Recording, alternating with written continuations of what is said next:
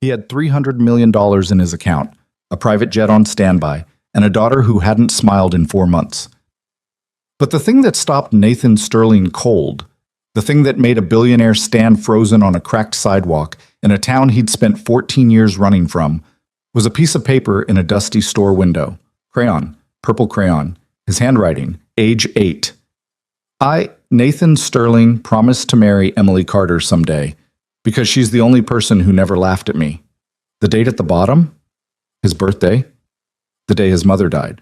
If this story hits different for you, drop the name of your city in the comments. I want to see how far this journey travels. Hit that like button, stay until the end, because this one's going to hurt before it heals. The drive into Cedar Creek took 40 minutes from the regional airport, and Nathan spent most of it staring out the passenger window while his assistant Marcus drove and pretended not to notice that his boss hadn't said a word since they crossed the county line. The countryside looked exactly the same. That was the first thing Nathan noticed.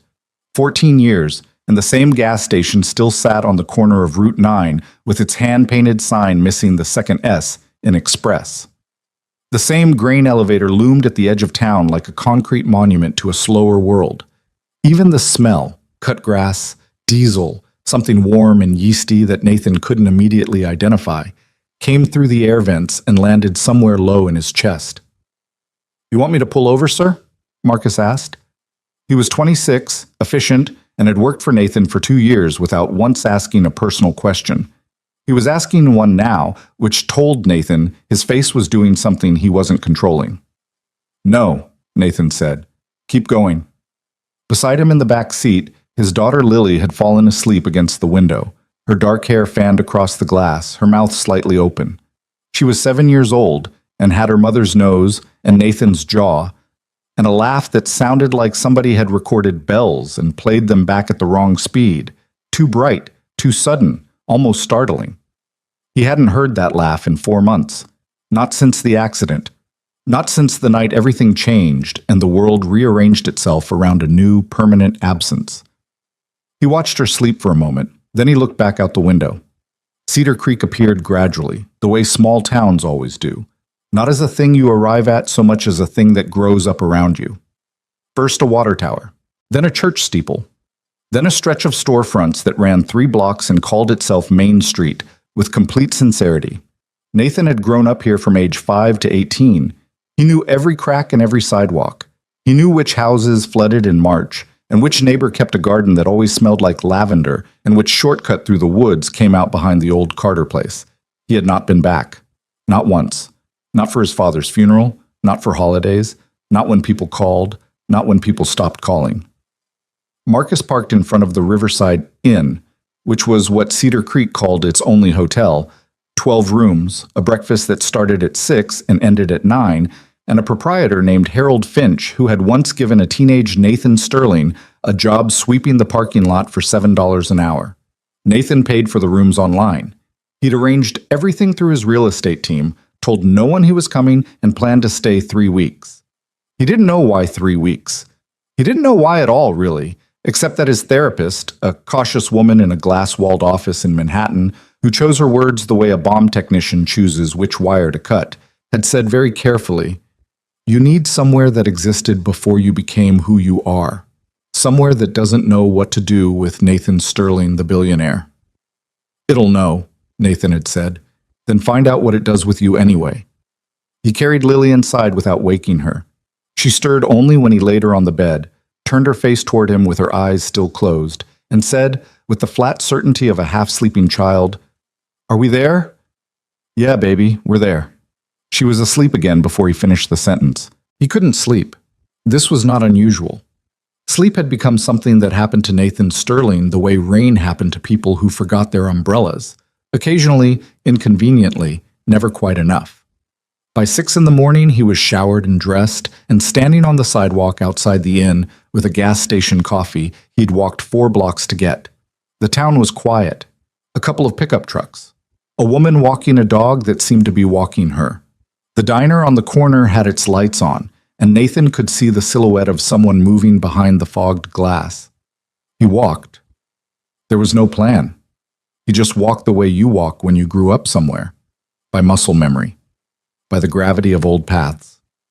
He went down Oak Street past the barber shop where his father used to take him every 6 weeks, past the library where he'd spend entire summers because it was air-conditioned and free and nobody bothered you, past the empty lot where the movie theater used to be before it burned down the summer Nathan turned 12, and he and Emily had stood on the sidewalk and watched the fire department try to save a building that was already gone. He was thinking about that. The fire. The way Emily had grabbed his hand without saying anything and held it until the flames went out. When he turned the corner onto Merchant Street and stopped walking, it was still there. Alderman's General Store, the oldest building on Main Street according to the cedar plaque bolted beside the door. Established 1887. It had changed hands at least twice since Nathan's childhood. He remembered it being a hardware store at some point, then some kind of antique/gift shop, then closed for what felt like years. Now the front window had been freshly painted in navy blue, and inside he could see the warm yellow glow of overhead lights and shelves lined with local goods, jam jars, candles, folded quilts, wooden signs. But it wasn't any of that that stopped him. It was the thing in the corner of the window, mounted in a simple wooden frame, behind glass, like something from a museum exhibit. A piece of lined notebook paper. Old. The kind with the red margin line and the 3 holes punched along the side. And on it, in the unmistakable all-caps print of a child who had just learned to write. I, Nathan Sterling, promise to marry Emily Carter someday because she is the only person who never laughed at me when I cried. Nathan. Age 8. The spelling errors were still there. He'd spelled because wrong. He'd spelled cried wrong. 32-year-old Nathan Sterling, who had signed contracts worth more than the GDP of small countries, stood on the cracked sidewalk of Cedar Creek and stared at the misspelled promise he'd made when he was 8 years old. He didn't remember writing it. He remembered Emily, remembered age 8 in 3rd grade, and the period of his life that he'd quietly labeled in his head as before, meaning before his mother got sick, before everything started pulling apart at the seams. He remembered that Emily used to share her lunch with him on days when he forgot his. He remembered that she had a gap between her front teeth that she was embarrassed about, and that he thought was the coolest thing he'd ever seen. He remembered that she smelled like her mom's bakery even at school, like vanilla and warm bread, and that sitting next to her in class had been the closest thing to comfort he knew how to access at age 8. But this promise, this specific piece of paper, he reached out and touched the glass with one finger, like he was checking if it was real. The door to the store swung open. "You're going to smudge that," said a woman's voice behind him. "I just cleaned it yesterday." He turned around. She wasn't what he expected. This was partly because he hadn't known what to expect, and partly because Emily Carter at 30 looked like someone who had lived hard and chosen to keep going anyway, and that showed on her in a way that Nathan hadn't anticipated. Not as damage, exactly, but as a kind of weight. She was carrying more than she'd had at 18. It was visible in the set of her shoulders and the lines starting at the corners of her eyes and the way she looked at him for 3 full seconds before her expression shifted from professional wariness to something more complicated. She was in jeans and a white apron already dusted with flour at the hem. Her hair, which had been long and loose when they were young, was pulled back with what looked like a pencil stuck through the bun. She was holding a paper coffee cup in one hand and a small cardboard box in the other, and she was staring at Nathan with an expression he couldn't quite classify. Not quite surprised, not quite anything he had a name for. "Nathan," she said, just his name, like she was confirming something she'd suspected. "Emily." He cleared his throat. "Hi." "Hi." She looked at the window, then back at him. "You saw the promise." "Yeah." "It's been there for 6 years," she said matter-of-factly. "The Hendersons put it up when they reopened the store. They found it in a box of stuff from the back room. Old receipts, some photographs, a couple of letters, and that." She nodded toward the frame. "They thought it was sweet. Put it up as kind of a town history thing." "It's my handwriting," Nathan said. "I know, I recognized it immediately." She tilted her head slightly. "I didn't tell them who you were, or who I was. Figured it wasn't my story to tell." There was a beat of silence. In that silence, Nathan heard all the years he hadn't been here. Every Christmas, every summer, every phone call that went unanswered. He heard his own absence like a frequency just below audible range, something you felt in your chest more than your ears. "I heard you were coming," she said. He frowned. I didn't tell anyone. Harold Finch. The corner of her mouth shifted, not quite a smile. He texted the group chat. There's a group chat. Nathan, there's always been a group chat.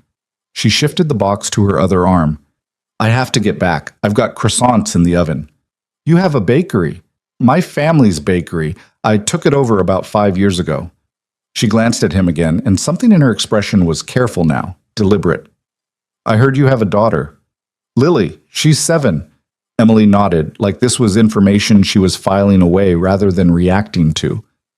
Is she with you? Back at the inn, sleeping. Another silence. This one felt different, heavier, shaped. It was good to see you, Nathan, Emily said, and her tone was the tone of someone who meant it and also wished they didn't. She turned back toward the door. Emily. He said it before he'd made a decision to say it. She stopped without turning around. I'm sorry for... He stopped, because sorry was a word that covered too much ground and also not enough ground. For a lot of things. She was quiet for a moment. Her back was to him. He could see the tension in her shoulders, the deliberate steadiness of how she was holding herself. I know, she said finally, and walked back inside. The bakery was 3 doors down from Alderman's General Store, occupying the corner space that used to be a pharmacy when Nathan was a kid. It still had the old green and white awning, which surprised him. He'd expected Emily to have redone everything, to have made it hers, but then he stepped inside for the first time 2 days later and understood. It was already hers. It had been for a long time. The front room was small and slightly crowded in the way of places that have grown organically rather than by design, mismatched chairs around 4 tables, a glass display case that needed to be replaced but held the best-looking pastries Nathan had seen outside of a Paris patisserie, handwritten menu on a chalkboard, photographs on the walls that were a mix of old family photos and some that looked like they'd been taken by customers and never taken down. The smell was what got him, though. It wasn't just bread or coffee or sugar. It was all of them together and something else underneath, something warm and specific. And it hit him low in the chest the same way the smell of the town had hit him when he first arrived, except this was more precise, more pointed. He'd smelled this before. Every school day for 10 years, sitting beside Emily Carter. You're here, said Emily, appearing from the back with her hands still dusty. She sounded neither pleased nor displeased, which Nathan was starting to understand was her default mode with him. Carefully neutral. He'd earned that. Lily wanted a muffin, he said, which was true. Lily was standing beside him holding his hand, which she hadn't done in 4 months, and looking around the bakery with the specific wide-eyed assessment of a 7-year-old evaluating whether a place was interesting enough to stay in. Emily looked down at Lily, and here was the thing Nathan wasn't prepared for. Her expression shifted. Not dramatically, not like something out of a movie, just quietly, in the small adjustments of a face loosening itself, like a door opening a crack. Hi, Emily said to Lily, crouching down to eye level. What kind of muffin do you like? Blueberry, Lily said, with the authority of a child who has thought about this. I have blueberry, Emily said, in the tone of someone reporting good news. I also have double blueberry, which is the same thing, but better. Lily considered this with appropriate gravity. What makes it double? More blueberries. That makes sense, Lily said, nodding. I thought so too. Emily stood up, and when she looked at Nathan, her expression had gone neutral again. But there was something behind it now that hadn't been there before, something softened at the edges. Sit down. I'll bring it out. They sat. Lily ate her muffin with the systematic focus she brought to all food, working from the top down, saving the best part of the base for last. And Nathan drank a coffee that was better than anything he'd had in the city, though he wouldn't have said that out loud because he suspected Emily would find a way to make it a point. After a few minutes, she came out from the back and sat across from them with her own coffee and nothing else. She didn't ask why he'd come back. She didn't ask about his life, his company, his daughter's mother. She sat the way people sit when they've learned to wait for information rather than chase it. She's been quiet, Nathan said, nodding toward Lily, who had finished the muffin and was now drawing something with her finger in the flour dust that had drifted onto the table. Since January. Emily looked at Lily for a moment. How quiet? She talked to her teacher last week. That was the most she'd said to anyone in 4 months who wasn't me or her nanny. paused. Her mother died. Car accident, January 3rd. Emily was quiet for a moment. He watched her absorb it, not with the overeager sympathy he'd gotten from colleagues and business associates, not with the careful therapeutic language he'd gotten from the school counselor or the grief specialist. She just sat with it for a moment, the way you sit with a thing before you respond to it. "I'm sorry," she said finally. Simple, direct, not dressed up. "We weren't together," he said quickly, and then felt obscurely embarrassed at the quickness. "I mean, Lily's mother and we'd been separated for 2 years, but she was still—" He stopped, looked at Lily, who was still drawing. It was still a loss. For Lily, obviously. For me too, in a different way. Emily nodded. She didn't try to complete the sentence for him, didn't try to categorize the grief into something manageable. He appreciated that more than he could easily say. "Why Cedar Creek?" she asked. "Therapist's idea." "Really?" "She said I needed somewhere that remembered me before I had money." He looked at his coffee cup. "Before all of it." "Cedar Creek definitely remembers you before you had money," Emily said. "Mrs. Paulson still talks about the time you tried to sell lemonade and made it with salt by accident." "That was one time." "You served it to 6 people before anyone said anything." Nathan looked up. Emily had the look of someone who had deployed a weapon and was surveilling the results. Her eyes were serious, but there was something working at the corner of her mouth that wanted to be a smile, but wasn't sure it had permission yet. "You knew," he said. "When I was serving it, you knew." "I took one sip." "You could have said something." "I tried." She lifted her coffee cup. "You wouldn't stop talking about your profit margin." He laughed. It came out surprised, like it caught him off guard. It probably did. Laughter had felt like foreign territory lately. Lily looked up from her flower drawing and stared at her father with an expression of intense assessment, as if she was trying to verify that the sound had come from him. "What are you drawing?" Emily asked her. Lily turned the flower drawing toward Emily. It was unclear what it was. Some kind of structure, maybe a house, maybe a boat. Nathan couldn't tell. "It's a bakery," Lily said seriously, "but bigger, with a second floor." Emily leaned forward and studied it with complete seriousness. "The second floor is a good idea. You could have a reading room up there." Lily's eyes widened. "With a window seat?" "Obviously." Lily looked at her drawing, then back at Emily, and said, "I think we should build it." Emily looked at Nathan. Nathan looked at Emily. The moment had a quality he couldn't quite name, something precarious and slightly too large for the small table they were sitting at. "Maybe," Emily said to Lily, in the carefully non-committal tone of an adult who knows better than to make promises to 7-year-olds, but gently. "Maybe someday." He went back the next day. Not because he had a plan.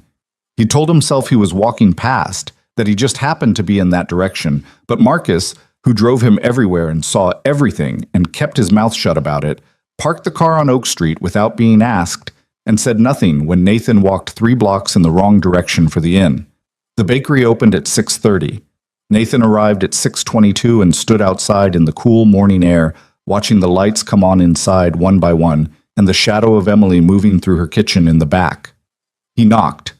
She came to the door with flour on her cheek and an expression that suggested she was not surprised to see him, but was not sure yet what she thought about it. "You're early," she said. "I know, sorry." She looked at him. "Are you going to stand out there or come in?" He came in. The bakery at 6:20 in the morning was a different place than it was at 10. It was all process, bags of flour, industrial mixer running in the back, 3-sheet trays cooling on the rack beside the oven, the specific organized chaos of a kitchen where someone knows exactly what they're doing. Nathan stood by the counter and watched Emily work for a while, not talking, because it was obvious she was in the middle of something and she didn't need a billionaire hovering and asking questions. After 10 minutes, she handed him a towel and pointed at a bowl. "That's the cranberry scone dough," she said. "Needs to be divided into 12ths. Use the scale. Each piece should be about 80 grams. "I've never made scones," he said. I know. Use the scale." He used the scale. He was bad at it. The first 3 pieces were off by 10 or 15 grams in different directions, and Emily glanced over and corrected him each time without commentary. Just a slight adjustment to his technique, a word or two, then back to her own work. By the sixth piece, he had it roughly right. By the 12th piece, he was within 2 grams consistently. Not terrible, Emily said without looking up. High praise. I have an apprenticeship standard, she said. Everyone who helps in this kitchen starts at not terrible and works up from there. She paused. My last helper was Mrs. Patterson. She's 74. She makes better croissants than you, but to be fair, she's been doing it for 50 years. I'm not sure what comparison I'm being held to here. Right now, none. You get beginner's mercy. She slid a tray into the oven, closed the door, and wiped her hands on her apron. Where's Lily? Still sleeping. Marcus is at the inn. He hesitated. He watches her sometimes. He stopped. When I need to not be her dad for an hour was too honest for 6 in the morning. When she's asleep, mostly. Emily looked at him for a moment. Then she turned and put the kettle on. You have a good kid, she said. I can tell. She used to be louder, he said. She was, before January, she was the kind of kid who walked into a room and immediately told you everything she'd thought about since the last time she saw you. All at once. Like the thoughts were queued up. He looked at his hands. She's been real quiet. Emily set 2 mugs on the counter. Neither of them spoke for a moment, and the silence had the quality of a space being held open, not empty, just waiting. Grief is quiet sometimes, Emily said. She wasn't looking at him. She was watching the kettle. It's not always crying or falling apart. Sometimes it's just less. Everything turned down. Yeah, he said. That's it exactly. She poured the water, handed him a mug. You think being here will help her? She asked. I don't know, he said honestly. I think I needed to come here. Maybe that's enough of a reason. The town of Cedar Creek had its own gravitational field when it came to Nathan Sterling's return.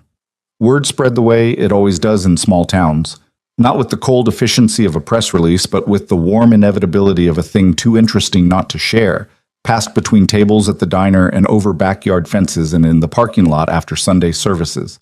By the end of the first week, Nathan had been approached by the mayor, who wanted to talk about a potential investment in the rec center, 3 old classmates, 2 of whom wanted to reminisce and 1 of whom wanted to sell him something, and Harold Finch, who cornered him in the inn's small breakfast room to apologize for the group chat incident. I didn't say anything personal, Harold said anxiously. I just said a famous person was in town. You told them my name, Harold. Well, yes, but I didn't say anything about the, Harold made a vague gesture that seemed to encompass wealth, success, and everything uncomfortable about Nathan's life. I just thought people should know you were back. Why? Harold looked at him like the answer was obvious. Because this is your home. Nathan didn't know what to say to that. He said, don't text the group chat about me anymore. Absolutely, Harold said, unless something comes up. None of this was what bothered Nathan. What bothered him, in the way that only small true things can bother you, was that he kept coming back to the bakery, and it kept feeling like the most grounded part of his day, and he was starting to understand that this had nothing to do with the coffee or the scones. It was Emily.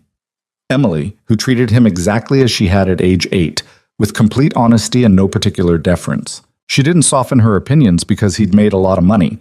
She didn't ask about his company or his deals or want to know his net worth. She taught him how to make scones and told him when his technique was wrong and handed him tasks and expected them to be done correctly and did not, at any point, act as though his presence in her bakery was anything other than a minor logistical inconvenience that she was managing. It was the most comfortable Nathan had felt in years. On Thursday of the second week, Lily came with him. She was up early for the first time since January, appeared in the doorway of his hotel room at 5:50 in the morning, already dressed, shoes on, watching him with an expression that was still guarded, but also contained something alert, something awake. Are you going to the bakery? She asked. Yeah. Can I come? He looked at her for a moment. You want to? She shrugged, in the way that kids do when they want something but have decided to pretend they don't want it very much. I want to see the kitchen. Okay, he said. Get your jacket. Emily gave Lily her own apron, which was adult-sized and had to be tied twice around her small waist and still hung past her knees. She gave her a job, separating blueberries from the container, pulling out any that were soft or broken. And Lily did it with the same systematic focus she brought to everything, arranged the rejected berries in a small pile to the side, and periodically looked up at Emily, working at the main station with the expression of someone conducting a quiet study. At 8 o'clock, when the first customers started coming in, Emily took a small baked thing from the rack, a miniature version of a fruit tart, too small to sell, made from scraps of pastry dough, and set it in front of Lily. "This one's yours," she said. "Made it from the leftover dough." Lily looked at it for a long moment. Then she said, "You made this for me?" "Who else?" Emily said, and went back to work. Nathan, at the far end of the counter, pretending to inventory the napkin supply, heard Lily make a small sound behind him. He turned around. She was crying. Not loudly. Lily never cried loudly, just a few tears going down her face while she sat completely still, looking at the small tart, with the expression of someone who has been surprised by something too kind to immediately process. Nathan took a step toward her. Emily put a hand on his arm without looking at him. Just lightly. Just for a second. "Wait," that hand said. "Give her a minute." He waited. After a moment, Lily picked up the tart and ate it very carefully, bite by bite, still crying a little, and when she finished, she wiped her face with the back of her hand and said, to nobody in particular, "That's the best thing I've ever eaten." Emily, head down over her dough. "I know." 2.5 weeks in, Nathan's phone rang at 7 in the morning while he was walking back from the bakery, and the name on the screen was Richard Holt, which meant the board. He considered not answering. He answered. "Nathan." Richard Holt had the voice of a man who had spent 40 years in boardrooms and had long since stopped distinguishing between professional and personal communication. Everything sounded like a presentation. "We need to talk about the Meridian deal." "Richard, I told you. The timeline's been moved up. Apex Group is making noise about pulling out if we don't have leadership on site by month's end. That's 2 weeks, Nathan. 3 at the outside." Nathan stopped walking. He was on the corner of Oak and Merchant, directly across from Alderman's General Store. He could see the purple crayon promise in the window from where he was standing. "I'm on personal leave," he said. "I understand that." "I do." Richard's voice shifted, barely, but Nathan had known Richard for 9 years, and he could hear it, the careful recalibration. "But Meridian represents $300 million. That's not a number we can walk away from without consequences that affect every division. Send Davies. Davies doesn't have your relationships. Apex wants you in the room, Nathan. It's specifically, I said send Davies." A long pause. Not the pause of someone accepting a decision, the pause of someone deciding how to push back more effectively. "This is the kind of absence," Richard said carefully, "that boards notice." It was, Nathan knew, a polite way of saying something less polite. He'd heard this before, from Richard, from Diane Chu, from the entire apparatus of people who had built their livelihoods around Nathan Sterling being exactly what they needed him to be. "Send Davies," Nathan said again. "I'll be in contact by end of week." He hung up.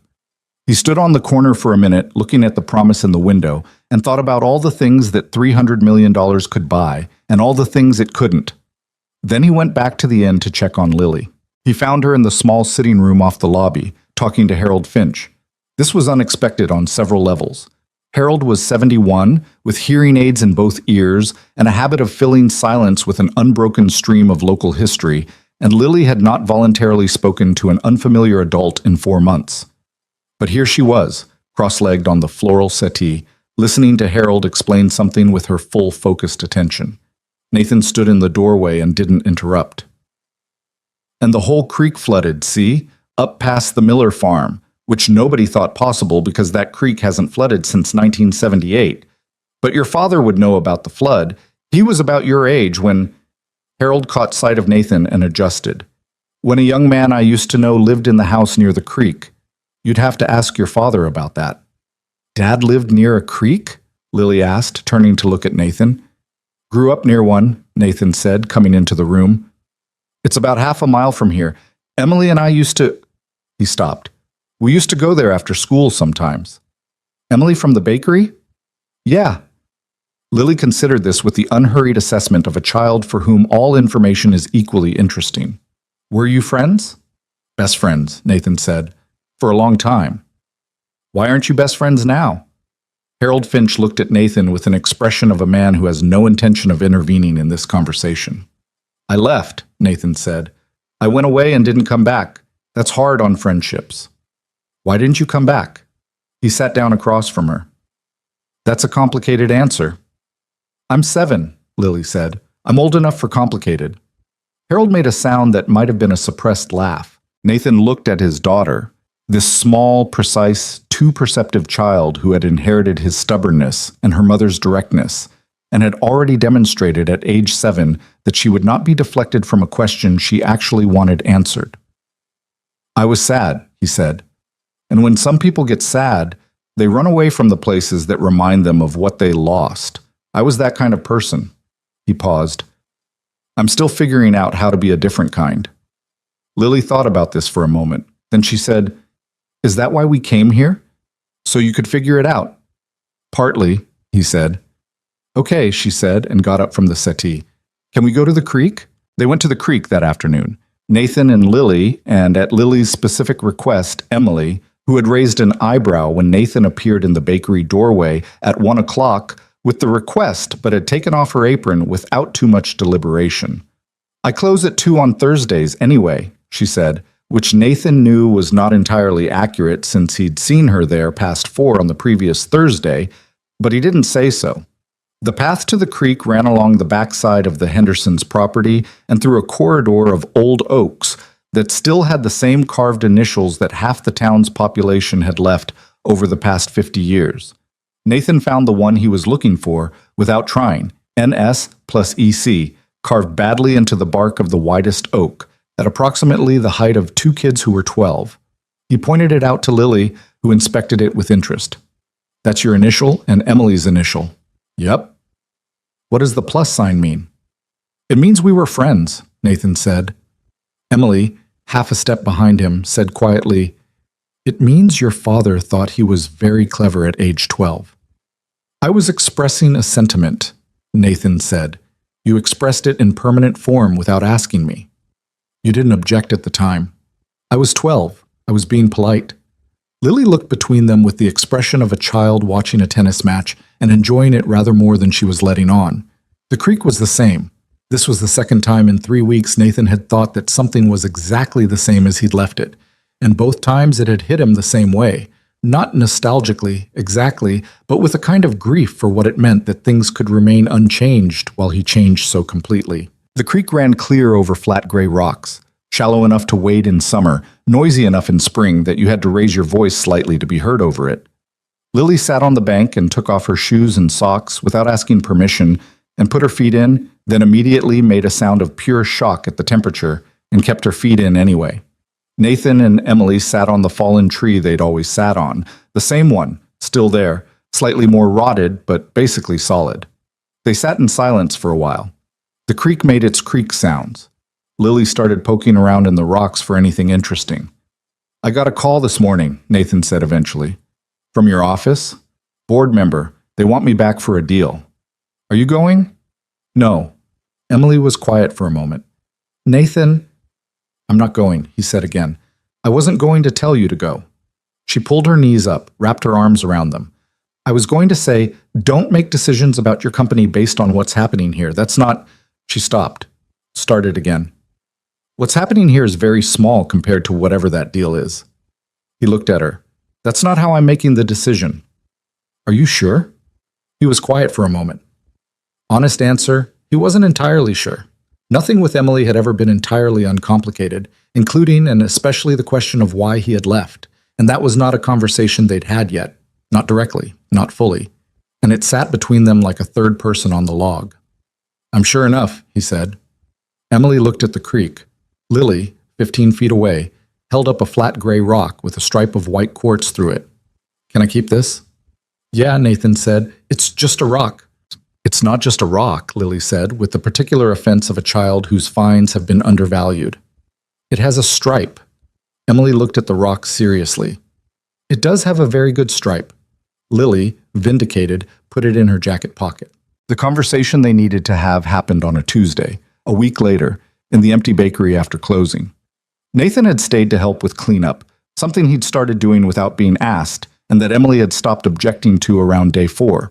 And they were washing the last of the equipment when Emily turned off the faucet, dried her hands, and said without preamble, "Why did you leave?" He'd been waiting for this. He'd also been dreading it. "Emily, I know it's old ground. I know it's—" She set the dish towel down. "I need to actually know, Nathan.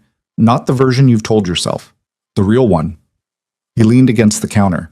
The kitchen was quiet and smelled like bread and cleaning solution. He looked at the ceiling for a moment, then at her.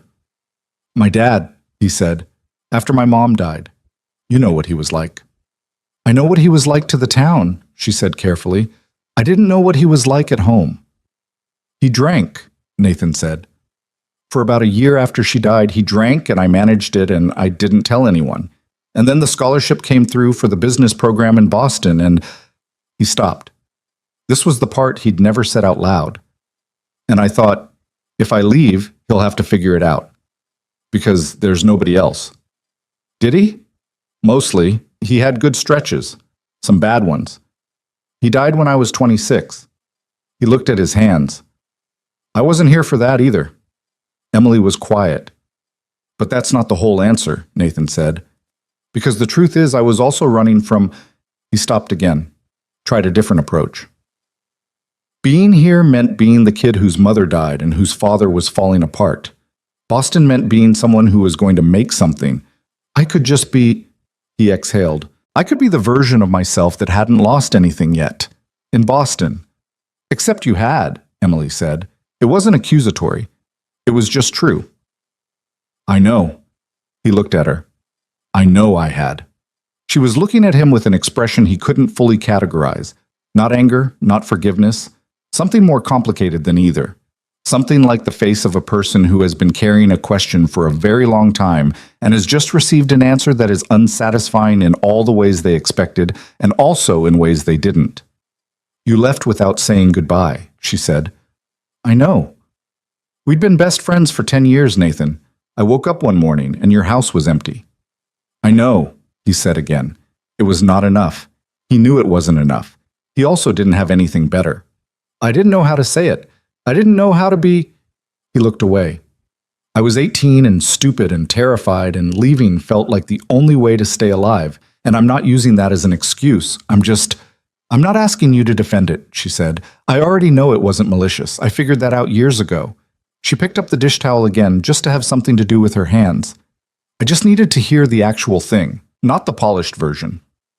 "The polished version is worse," Nathan said. "In the polished version, I had reasons." "You did have reasons."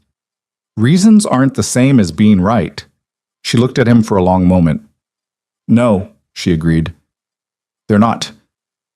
The quiet in the kitchen felt different now, lighter somehow, like something that had been sealed had been opened and allowed to breathe. "I'm sorry, Emily," he said, "not just for leaving the way I did. You deserved—" He shook his head. "You deserved better from me." She didn't say it's okay. He was grateful for that. She said, "Don't do it again," and picked up the mop and went back to work. The mop hit the floor with a wet slap, and Emily worked it across the tiles in long, even strokes, and Nathan stood in the middle of the kitchen, not sure whether to offer to help or whether that would make things worse. He picked up the second mop from the corner and started on the other half of the floor without asking. She didn't tell him to stop. They cleaned in silence for 10 minutes, and the silence was the kind that comes after something true has been said. Not empty, not comfortable exactly, but breathable. Like a room after a window's been opened. Nathan kept his eyes on the floor and thought about what she'd said. "Don't do it again, not I forgive you, not it's fine." Just that. A condition more than a pardon. He understood the difference and was, in some way he couldn't articulate, grateful for it. When the floor was done, Emily wrung out the mop and leaned it against the wall and looked at him with the direct assessment that he'd come to recognize as her baseline. Not unkind, just honest, the way a doctor looks at an X-ray. "You staying for another week?" she asked. "I told Marcus 3 weeks," he said. "Still have 9 days." She nodded slowly, like she was cataloging this information. "Lily doing okay at the inn? Harold doesn't talk her ear off too much?" "She likes Harold," Nathan said. He told her about the 1978 flood for 45 minutes, and she asked follow-up questions. Something shifted in Emily's expression. Almost a smile. She's a good kid, Nathan. I know. He hesitated. She talked more today than she has in months. In the kitchen, with you. And at the creek. He looked at his hands. I don't know what you're doing, but whatever it is, thank you. Emily shook her head, the way people do when they don't know how to take being thanked. I'm not doing anything. I'm just treating her like a person. That's rarer than it sounds, he said. She looked at him for a moment longer, then turned and started untying her apron. Go back to your kid, Nathan. It's almost 8. He went. The walk back to the inn took 6 minutes, and he spent most of it looking at the sky, which was that specific deep blue of early summer evenings. Not fully dark, not light, the color of something between.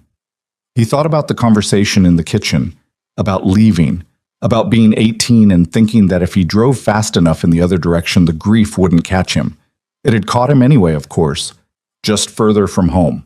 By the time he pushed open the inn's front door, he'd made a decision he hadn't realized he was making until it was already made. He was going to stay longer than 3 weeks. He didn't have a number in mind. He just knew 3 weeks wasn't it. He'd figure out the board later. Marcus was in the lobby, laptop open, doing something that involved a spreadsheet and 3 different browser tabs. He looked up when Nathan came in. Lily's asleep, he said. Went down around 7. She ate most of her dinner. Most? Push the carrots to the side. That's actually an improvement, Nathan said. He stopped beside the front desk. Marcus. Sir. I'm extending the stay. Indefinitely. Well, not indefinitely, but past the 3 weeks. I'll need you to handle the rescheduling on the Chicago meeting and push the Meridian briefing to Davies. Marcus absorbed this with no visible reaction. He'd worked for Nathan long enough to know that visible reactions were not part of the job description. Should I stay on as well, or... Yeah, you can work remotely. Do what you need to do. I just need you available for Lily when I'm not. Understood, Marcus said.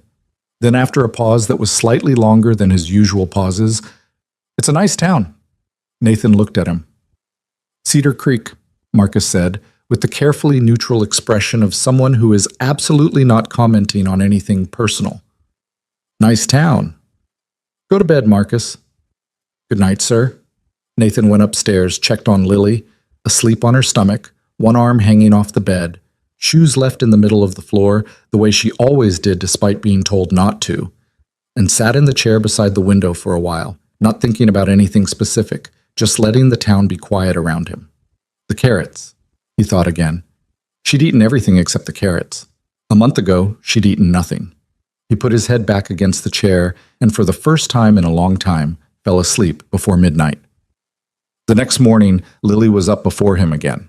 This was becoming a pattern, and it was the most encouraging pattern Nathan had experienced in 4 months. Grief in children, the grief counselor in Manhattan had explained this carefully, often shows up as withdrawal, as a flattening of appetite and energy and curiosity. The opposite of grief, the counselor had said, is not happiness. It's engagement. It's wanting to know what comes next. Lily wanted to know what came next. Specifically, she wanted to know whether Emily had started the croissants yet. It's 6:15, Nathan told her. She starts at 5:30, Lily said, with the authority of someone who had been paying close attention. The croissants need 3 hours. How do you know that? She told me. Lily was already tying her shoes. She said laminated dough takes time and there are no shortcuts or the layers fall apart.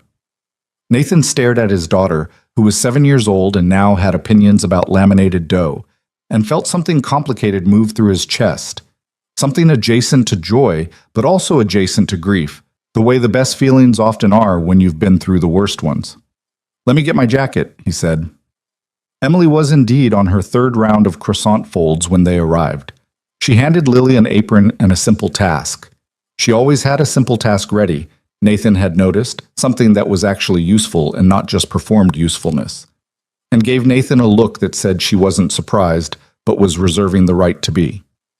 You two are becoming regulars, she said. Is that a problem? Nathan asked. It's a liability, she said, but there was no edge in it. She went back to her dough.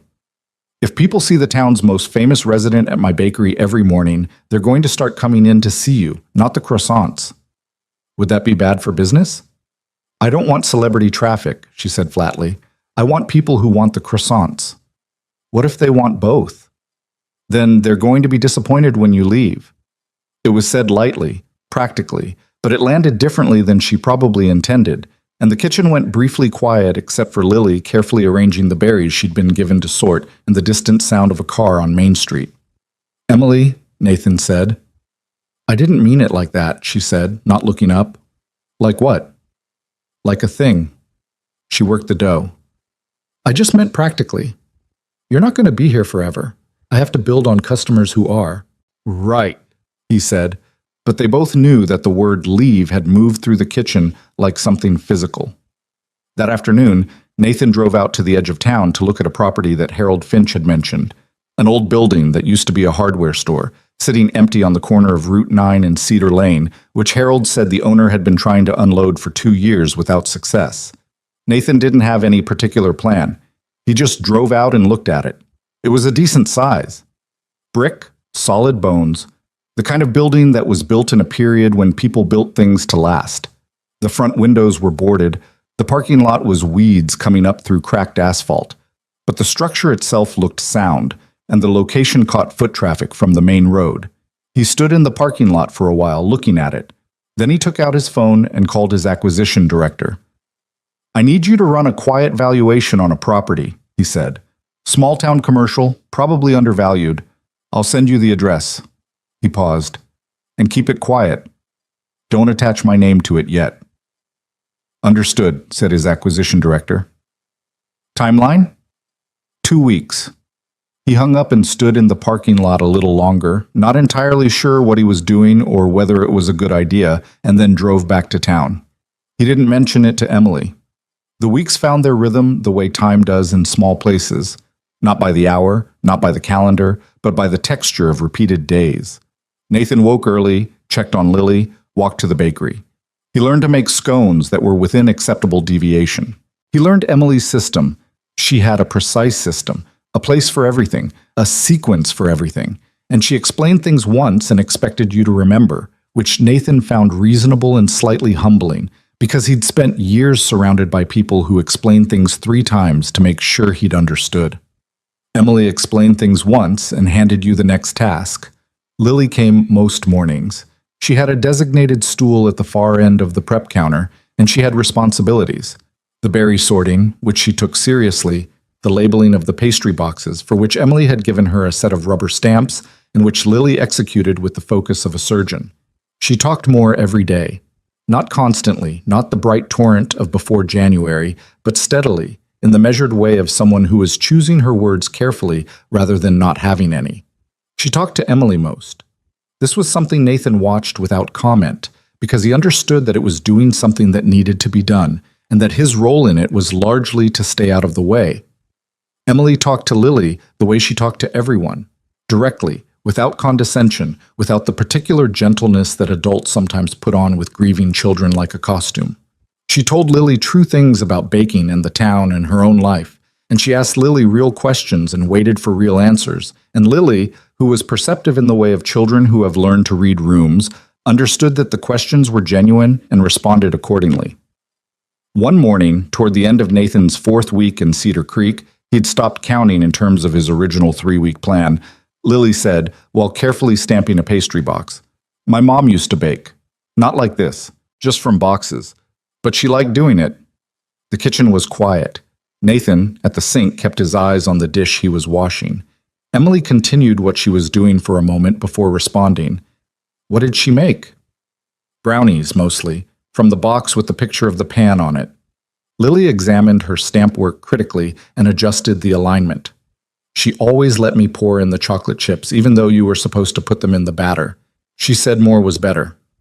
She sounds like she was right, Emily said. She was usually right, Lily said, with the simple certainty of a child reporting a fact. About most things. Not about carrots. She thought carrots were important, but they're not. Carrots are important, Emily said. Name one thing carrots are important for. Eyesight. I have perfect eyesight, Lily said. You're welcome, Emily said. The carrots have been doing their job. Lily looked at her sideways with an expression of deep skepticism and went back to her stamps. Nathan kept washing the dish that was already clean. His throat felt tight in the particular way of a man who is not going to cry in a bakery, but is having a conversation with that possibility. Lily talked about her mother sometimes. Not often. The way you talk about something that still hurts when you press it, carefully, in small doses. But she was talking. She was finding words for the shape of the absence, and that was the thing the grief counselor back in Manhattan had said might take months or might never fully happen. And it was happening here, in this small kitchen, over pastry boxes and carrot arguments and laminated dough. Nathan didn't know how to thank Emily for that. He wasn't sure thanks was the right word for it anyway. What he did was start showing up in other ways. He fixed the shelf in the back storage room that had been leaning at a 10-degree angle for what looked like years, based on the groove it had worn in the wall. Emily came in, saw it, said nothing, and then later handed him a list of other things that needed fixing and a hardware store address with notably zero ceremony. He fixed those too, over the course of a week. He was not handy. He'd spent 14 years in offices and boardrooms, not doing anything with his hands except signing things. But he had access to YouTube tutorials and stubbornness, which turned out to cover a reasonable amount of ground. He also started talking to people in town. Not in the way he talked to business contacts, not with intent, not with an objective, but in the way Harold Finch talked, the way the diner owner Ray talked, the way people talked when they'd known each other for years, and the conversation was its own point. He relearned people he'd gone to school with. He learned about who'd stayed and who'd left and who'd come back and what Cedar Creek had lost and gained in the years he'd been gone. It had lost more than gained, honestly. 2 factories on the edge of town had closed in the past decade.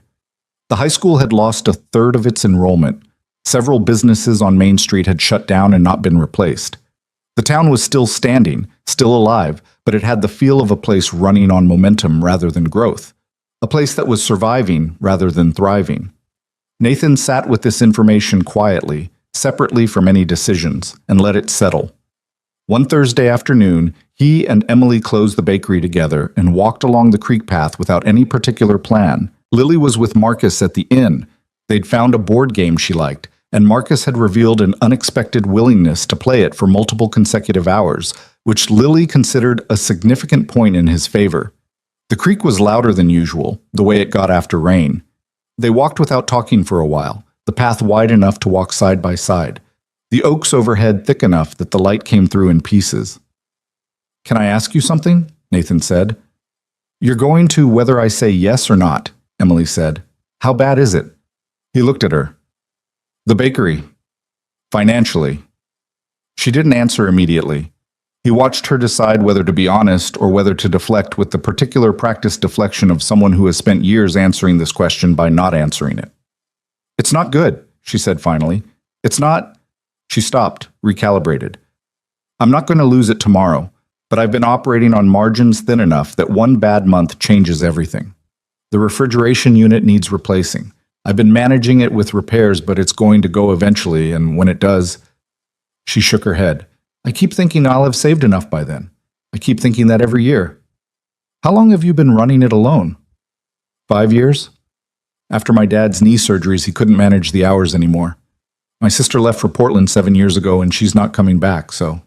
She shrugged, the shrug of someone who has made their peace with a situation without exactly being happy about it. "It's mine. I'm okay with that. I just..." She looked at the creek.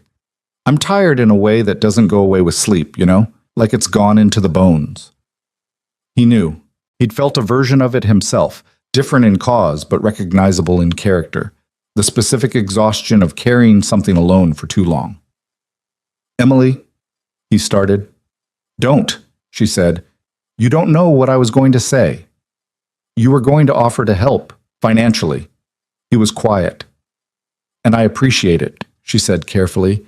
"But I need you to understand why I can't take that. Tell me." She stopped walking. He stopped beside her. The creek moved past below, indifferent. "Because this is my thing," she said, and her voice had the particular steadiness of something that has been thought through many times. "I stayed here, and I built this, and it's hard, and it's mine, and if you—" She pressed her lips together. If you come in with your money and fix it, then what did I spend 5 years doing? What does it mean?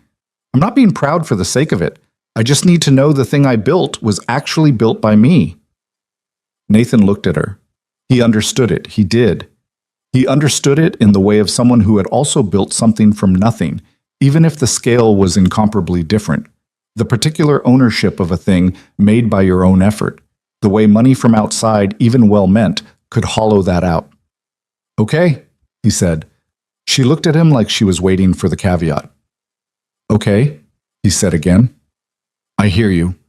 She held his gaze for a moment longer, checking for sincerity. Whatever she saw, she nodded once, and they started walking again. I did already talk to someone about that building on Route 9, he said, after a pause. Emily glanced at him sideways. Not for the bakery, he said quickly. Not related to you. I noticed it. The hardware store building. I was thinking about what it could be. For what? I'm not sure yet. He'd been thinking about it for 2 weeks now, turning it over, not in the aggressive way of a business deal, but in the quieter way of something that hadn't finished revealing itself. Something the town needs, not something the town already has. Cedar Creek needs a lot of things it doesn't have, Emily said. A second doctor would be useful. So would a reliable internet provider that isn't $60 a month for speeds that cap out at what we had in 2009. I can't fix the internet, Nathan said. Can't or won't? The local ISP situation is, he caught her expression. That's a joke. Half a joke, she said. They came around the bend where the creek widened into the shallow pool he and Emily used to wade in during summers. The flat rocks they'd stood on were still there, greener now, with moss, worn smoother. Lily would like it here, he thought. He should bring her. What made you stay? He asked. Not accusatorially, genuinely.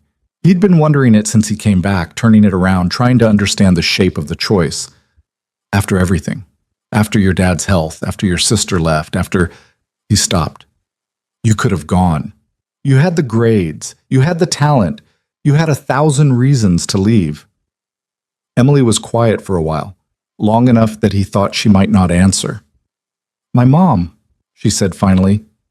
When she got sick, different sick, this was before the bakery issue, this was her heart, she sat me down and she said, Emily, I need you to know that if you leave, I will be okay.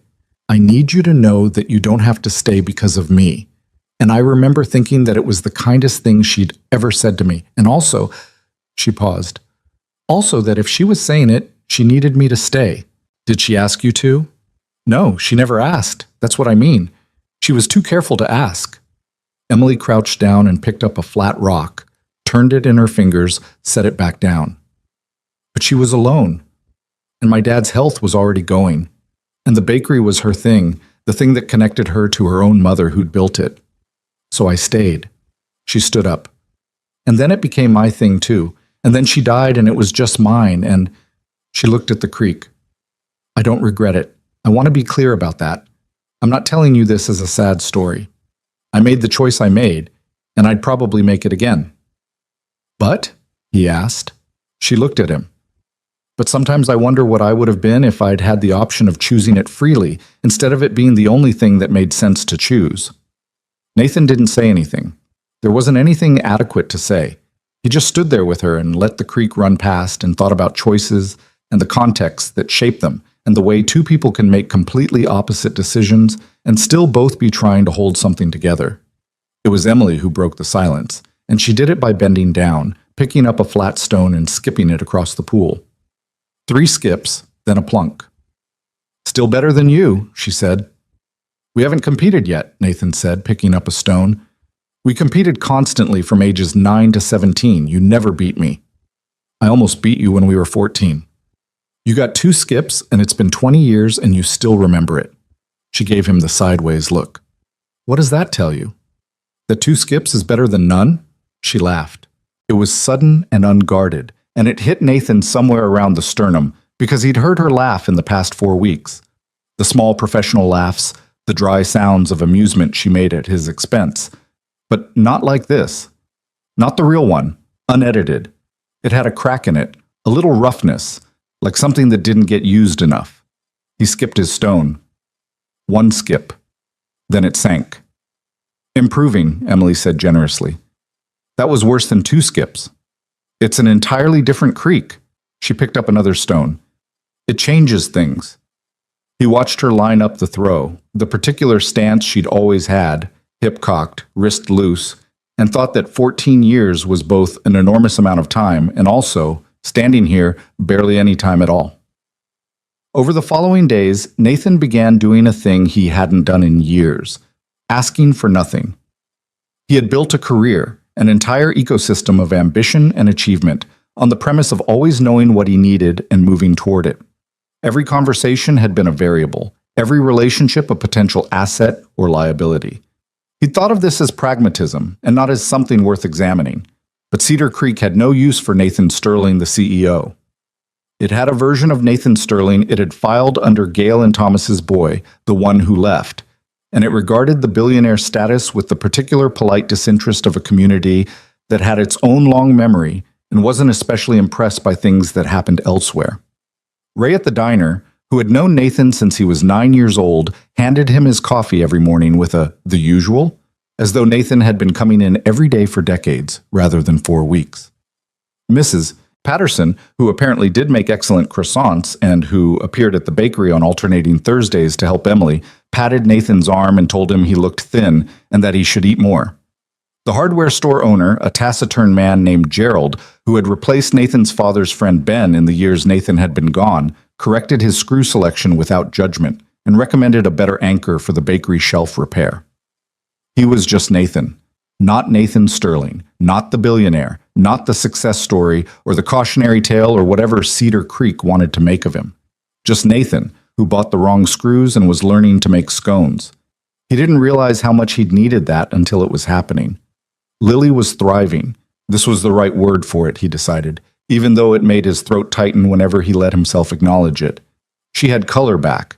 She was sleeping through the night, which hadn't happened reliably since January. She'd started narrating things again, the steady stream of observations and questions that had gone quiet after her mother died, and that was now returning, tentatively, the way birds come back after a storm, one at a time. She'd also developed an independent relationship with Emily that Nathan was not entirely a part of, and which he observed from a respectful distance, understanding that it was its own thing and not an extension of whatever was happening between him and Emily. Lily asked Emily questions about the town, about baking, about her own childhood, the curious, specific questions of a child who is genuinely interested in adults as people rather than just as providers of things. Emily answered them the way she answered everything, honestly, without varnish, treating Lily's questions with the seriousness they deserved.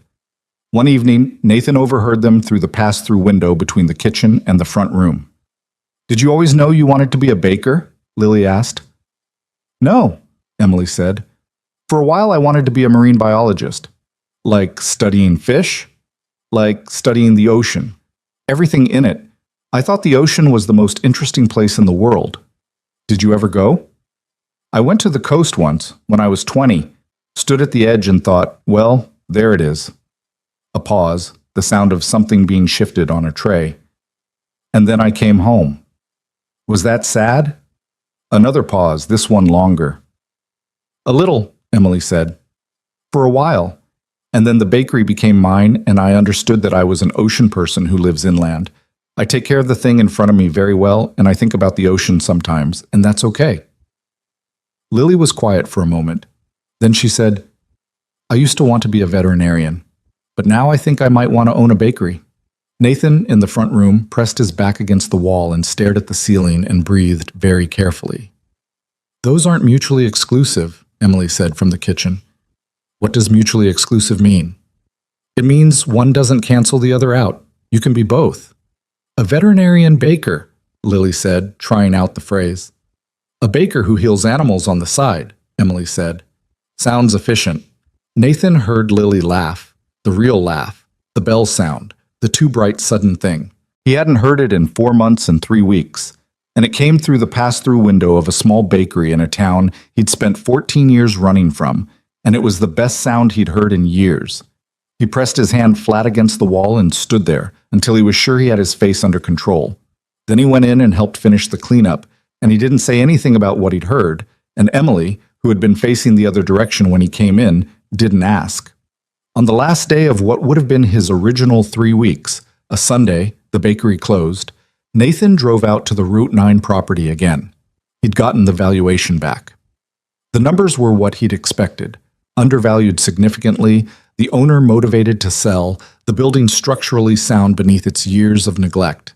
He sat in the parking lot and looked at the building and thought about what Emily had said about the things Cedar Creek needed. And then he thought about a conversation he'd had with Gerald at the hardware store about the old apprenticeship program at the closed factory, and then another conversation with the high school principal, a young woman named Dr. Reyes, who'd been doing the job for 2 years and had a waiting list of kids who needed after-school programming that didn't exist yet. He made a call, not to his acquisition director, to his estate lawyer, a different person, and then to his foundation director who handled the charitable arm of his wealth that had been largely theoretical for the past 2 years because Nathan hadn't had a direction to point it. "I need to talk about a project," he said, "something local, community-based. I'll send you the details this week."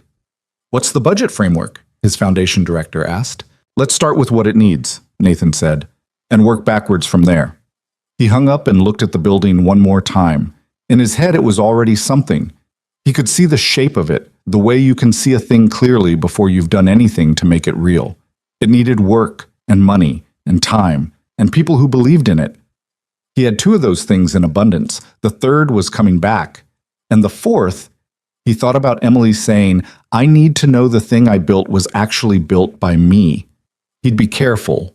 He'd be thoughtful. He wouldn't do this the way he did business, pushing through and assuming results. He'd do it the way Emily made croissants, slowly, with attention, understanding that some things fell apart if you rushed them. He drove back to town. Lily was on the front steps of the inn when he pulled up, sitting beside Harold, who appeared to be explaining something involving hand gestures that suggested either a very large fish or the 1978 flood again.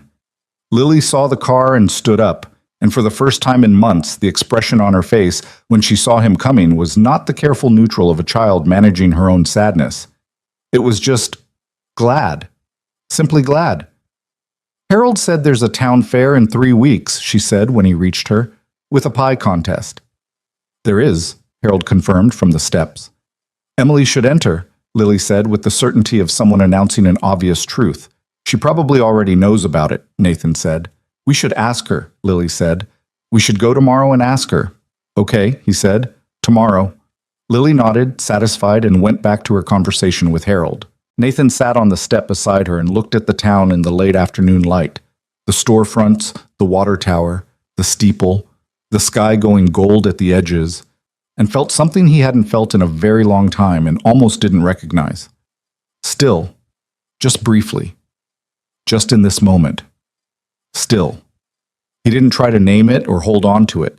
He just let it be there, beside his daughter, on the steps of a small inn in the town he grew up in, while Harold Finch explained the flood of 1978 for what was probably not the last time. Emily did know about the pie contest. She knew about it the way she knew about everything in Cedar Creek. Not because she paid close attention, but because Cedar Creek was small enough that information arrived whether you wanted it or not. The town fair had run every June for 30-something years. The pie contest had run inside it for most of those, and Emily had entered exactly once, at age 19, with her mother's cherry pie recipe, and had come in second to Donna Kessler's blueberry, which Emily maintained to this day had won on reputation rather than merit. "Donna Kessler cheated," Emily said, not looking up from the pastry she was crimping. "How do you cheat in a pie contest?" Lily asked. She was on her stool, stamps arranged in front of her, watching Emily's hands with the focus she brought to anything involving technique. She brought samples to the judges the week before, pre-lobbied. "Is that allowed?" "It's not allowed," Emily said. "Which is the problem." Lily considered this. "Is she entering this year?" Donna Kessler has entered every year since 1987. She has a shelf of ribbons in her front hall. My neighbor Ellen told me. She was at Donna's house for book club and reported back. "So you should enter," Lily said, "and beat her." Emily looked up from the pastry and over at Nathan, who was leaning against the far counter with his coffee and his careful expression, the one he wore when he was watching something and not wanting to influence it.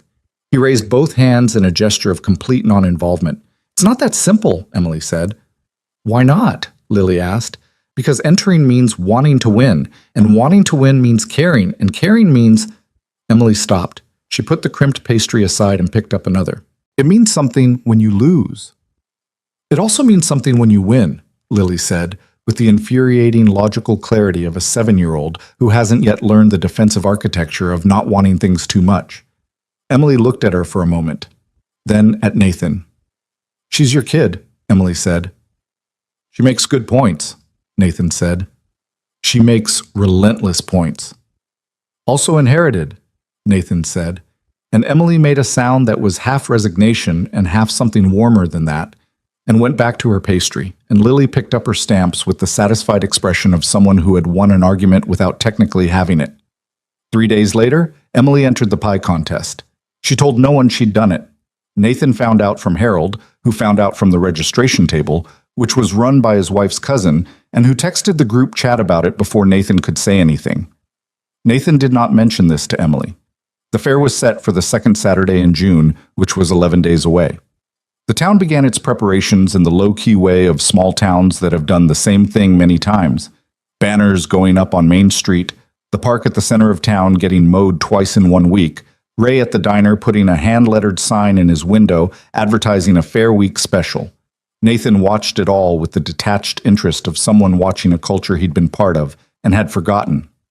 Lily was obsessed with the fair. She asked Harold daily for details, the games, the food vendors, the rides, the layout, and Harold, delighted to have an audience, provided them an elaborate and occasionally contradictory detail. Nathan let it happen. He liked watching Lily want something. It was new again, or newly returned, the forward lean of anticipation. In the meantime, the building on Route 9 moved from idea to paperwork.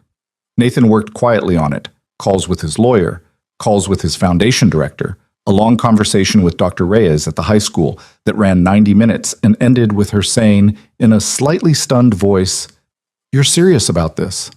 And Nathan saying yes.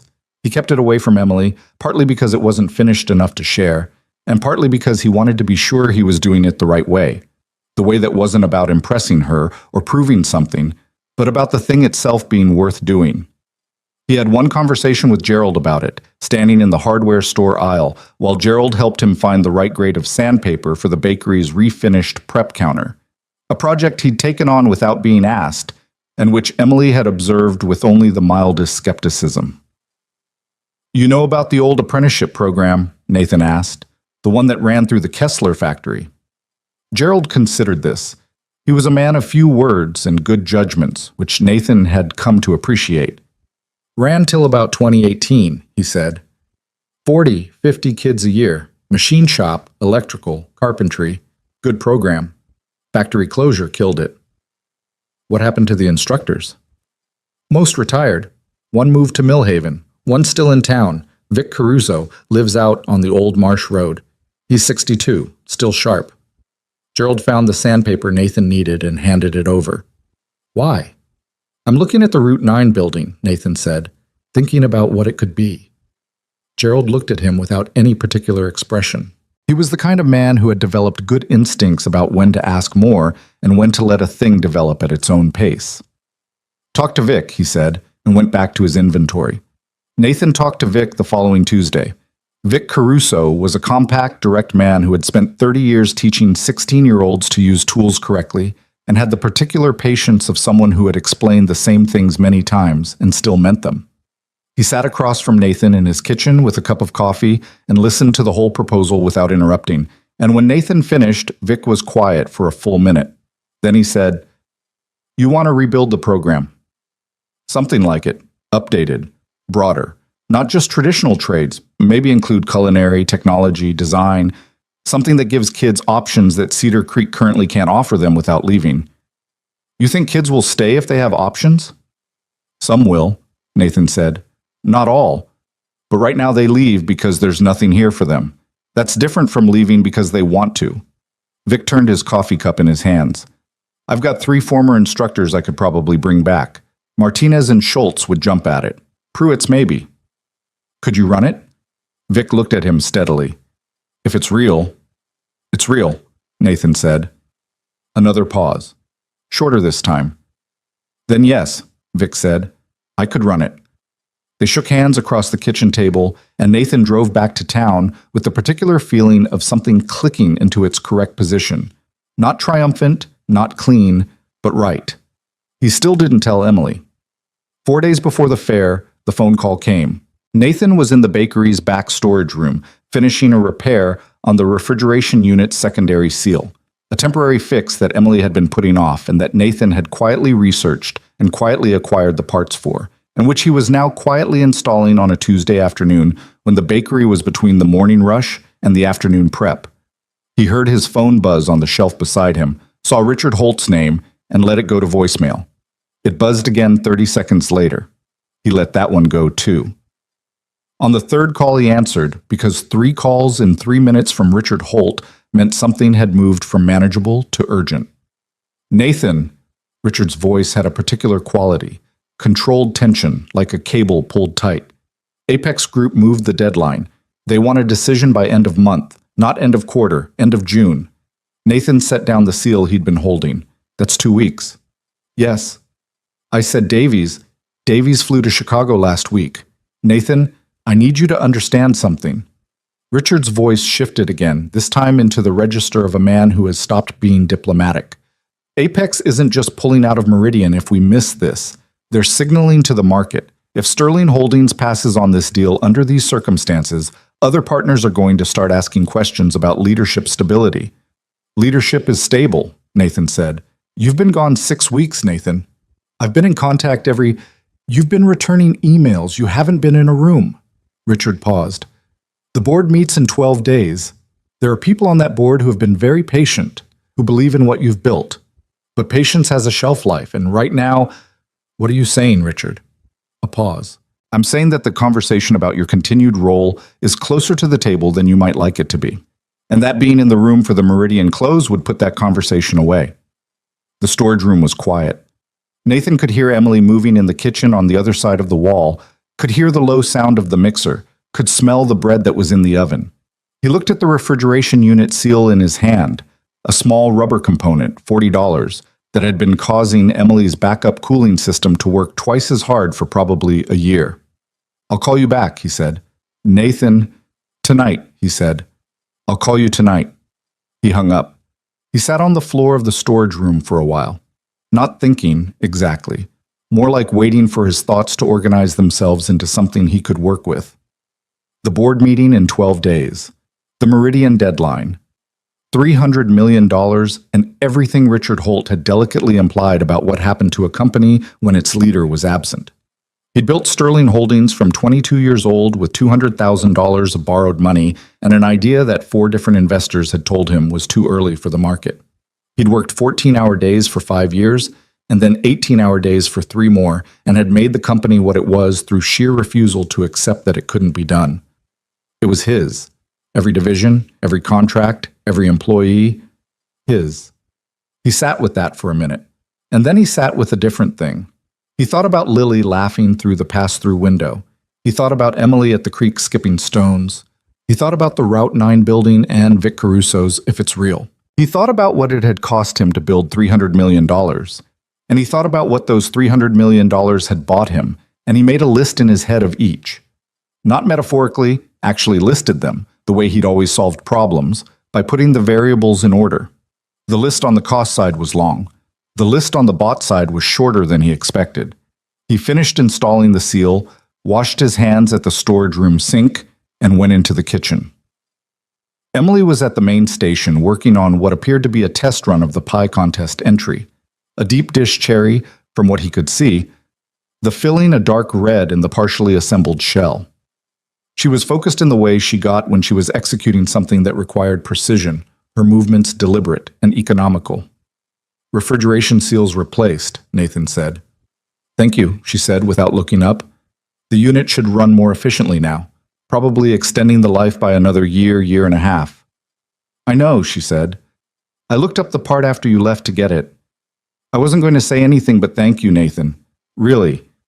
He stood in the kitchen doorway and watched her work for a moment. I got a call from my board, he said. Her hand slowed slightly, then resumed. They want me back, he said. There's a deal closing at the end of the month. $300 million. Board meeting in 12 days. Emily was quiet. She continued working, and the quiet had a quality of a person who is giving you room to keep talking without pushing you in any direction. He'd come to know that quiet, the particular way she made space for people to say the whole thing, rather than just the surface of it. If I'm not there, he said, the conversation about my role apparently gets complicated. Meaning they'd push you out? Meaning they'd try. I don't know if they'd succeed. He crossed his arms. The company is mine, built it myself, but boards have leverage when they decide to use it. What do you want to do? Emily asked. I want to stay, he said. It came out without hesitation, which surprised him slightly, even though it shouldn't have. He'd been circling this answer for days and was only now landing on it squarely. Emily set down the tools she'd been using and turned to look at him.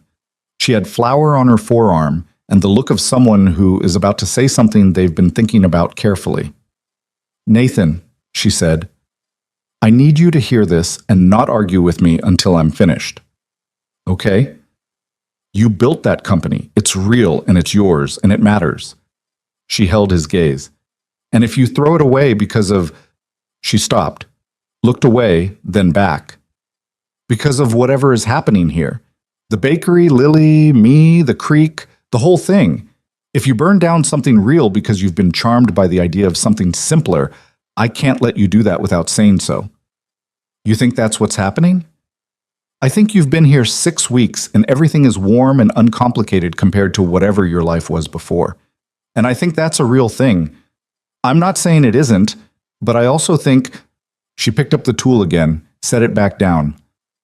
I think there's a version of this where you make a dramatic choice and it feels like the right one in the moment, and then 3 years from now you're angry at a situation you walked into. You think I don't know my own mind. I think you know it better when it's not in a good period, she said. When things are hard and you know them anyway, that's when you can trust it. The kitchen was quiet for a moment, flour in the air, the cherry filling sitting in its shell, dark and serious. Emily, he said, I'm not choosing Cedar Creek over my company because this place is charming. I'm choosing it because... He stopped, felt his way forward carefully. Because I've been building things for 14 years. Companies, deals, portfolios. And I'm very good at it. And it has given me almost nothing that I actually needed. He looked at her. Being here has given me more in 6 weeks than the last 3 years of everything I had. She was watching him. Her expression was the one he'd come to read as Emily in the process of deciding whether something was true, assessing it, running it against her experience, checking for cracks. That's real, he said. I'm not making it up, and I'm not chasing simplicity. I know what this town is. I know it's hard and small and underfunded, and everybody's in everybody's business. He almost smiled. I know it doesn't have decent internet. I'm choosing it knowing what it is, not because I've forgotten what it isn't. Emily was quiet for a long moment. Okay, she said finally. Okay? I said what I needed to say. You said what you needed to say. She turned back to the pie. Now call your board back and figure out what you actually want to do. Don't make the decision in my kitchen. I think I already made it. Nathan, I'm not going back for the Meridian deal, he said. I'm going to send Davies, and I'm going to restructure my involvement so the company runs without me needing to be present for every significant event. I should have done it 2 years ago. I didn't because I was using the company as an excuse not to think about other things. Emily said nothing for a moment. Just worked. And the board? She asked. They can have the conversation they need to have, Birsi, he said. I'll be on the phone for the meeting, but I'm not going back to Chicago to prove I'm still standing. She kept working. He watched her hands on the pastry. He had the sense that she was processing something more than she was showing, that the careful neutrality of her expression was doing some work. This isn't because of you, he said. I need you to know that. She glanced at him. I know. It's not me trying to... Nathan, she set down the tool. I know. I can tell the difference between a man making a decision and a man performing a decision for an audience. She looked at him steadily. You were making one. I know what that looks like. He exhaled, Some of the tension he'd been carrying since the phone call went with it. "I'm going to call Richard back tonight," he said. "Good," Emily said. "And while you do that, I'm going to finish this pie so I can beat Donna Kessler on merit." "You're going to win," Nathan said. "Obviously," Emily said, "but I need to deserve it." He left her to the pie and went back to the inn to make the call that had been coming for 6 weeks, and possibly longer.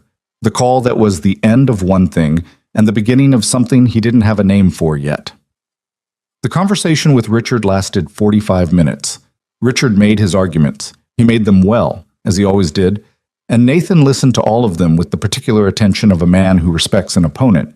He acknowledged the concerns. He laid out his counter-proposal. Davies closes Meridian with full authority. Nathan participates in the board meeting by phone, a formal restructuring of Nathan's operational role to be finalized over the following month. He was calm and direct and didn't apologize for being in Cedar Creek. He said, "The company will be fine. You know it will be fine. The deal you're actually worried about isn't Meridian." Richard was quiet for a moment. "No," he said finally. "It isn't." "I'll be at the board meeting," Nathan said. "Virtually. That's what I'm offering." Another pause. Richard Holt had been in boardrooms for 40 years, and he understood the line between pushing and pushing too far. "All right," he said, "but Nathan, this restructuring conversation needs to happen properly, not by email." "It will. Schedule it for the week after the board meeting. I'll come to Chicago for that one." "In person," Richard confirmed. "In person," Nathan said. He hung up and sat on the edge of the hotel bed and felt the specific weight of a significant thing that had been done. Not relief exactly, more like the sensation of a load being redistributed. The same total weight, but arranged differently, more evenly. He thought about calling Emily to tell her how it went. Then he didn't, because it was 10:30 at night and she started work at 5:30 and the update could wait until morning. He thought about what she'd said. "I can tell the difference between a man making a decision and a man performing a decision for an audience." He wondered when he'd last had someone in his life who said things like that to him. Someone who was not paid to say true things, not professionally obligated to say useful things, just someone who said the true thing because it was true. He'd had advisors and lawyers and therapists and a board of directors. He'd had colleagues who respected him, and employees who liked him, and acquaintances who found him interesting. He couldn't, off the top of his head, think of someone who would tell him when he was wrong and wait to see whether he knew it, except Emily, who had been doing it since they were 8 years old and appeared to have no intention of stopping. He lay back on the hotel bed and stared at the ceiling and thought that this might be the most valuable thing a person could have. Not $300 million, not a board seat, not a private jet, but someone in your life who told you true things without wanting anything back from them. Then he fell asleep. The fair came on a Saturday of clouds and sun in alternating bands, the way June weather in the region often ran. Warm when the sun was out, unexpectedly cool in the shadows. By 9 in the morning, the park at the center of town was already filling up, the booths arranged in the pattern they'd apparently occupied for years, vendors setting out their goods with the familiarity of people who'd been doing this for a decade. Lily was dressed and ready by 7:15. She had the rock with the white quartz stripe in her jacket pocket, which she'd taken to carrying consistently, a practice Nathan had not commented on. She dragged Nathan through the inn's breakfast in 11 minutes and was at the door with her shoes already on while he was still drinking his coffee. "Marcus," she said, without turning around. Marcus, at the small breakfast table, looked up from his laptop. "You're coming to the fair," Lily told him. Marcus looked at Nathan. "You're coming to the fair," Nathan confirmed.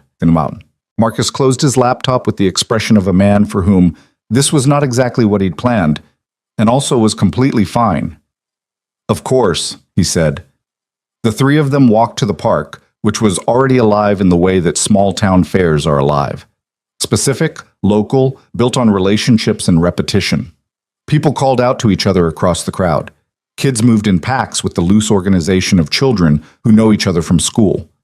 There were 4 food trucks and a small midway, and the exhibition tables set up in a long white tent at the far end of the park, and in the far corner of the tent, the pie contest entries were laid out in a row, judges moving along them with clipboards.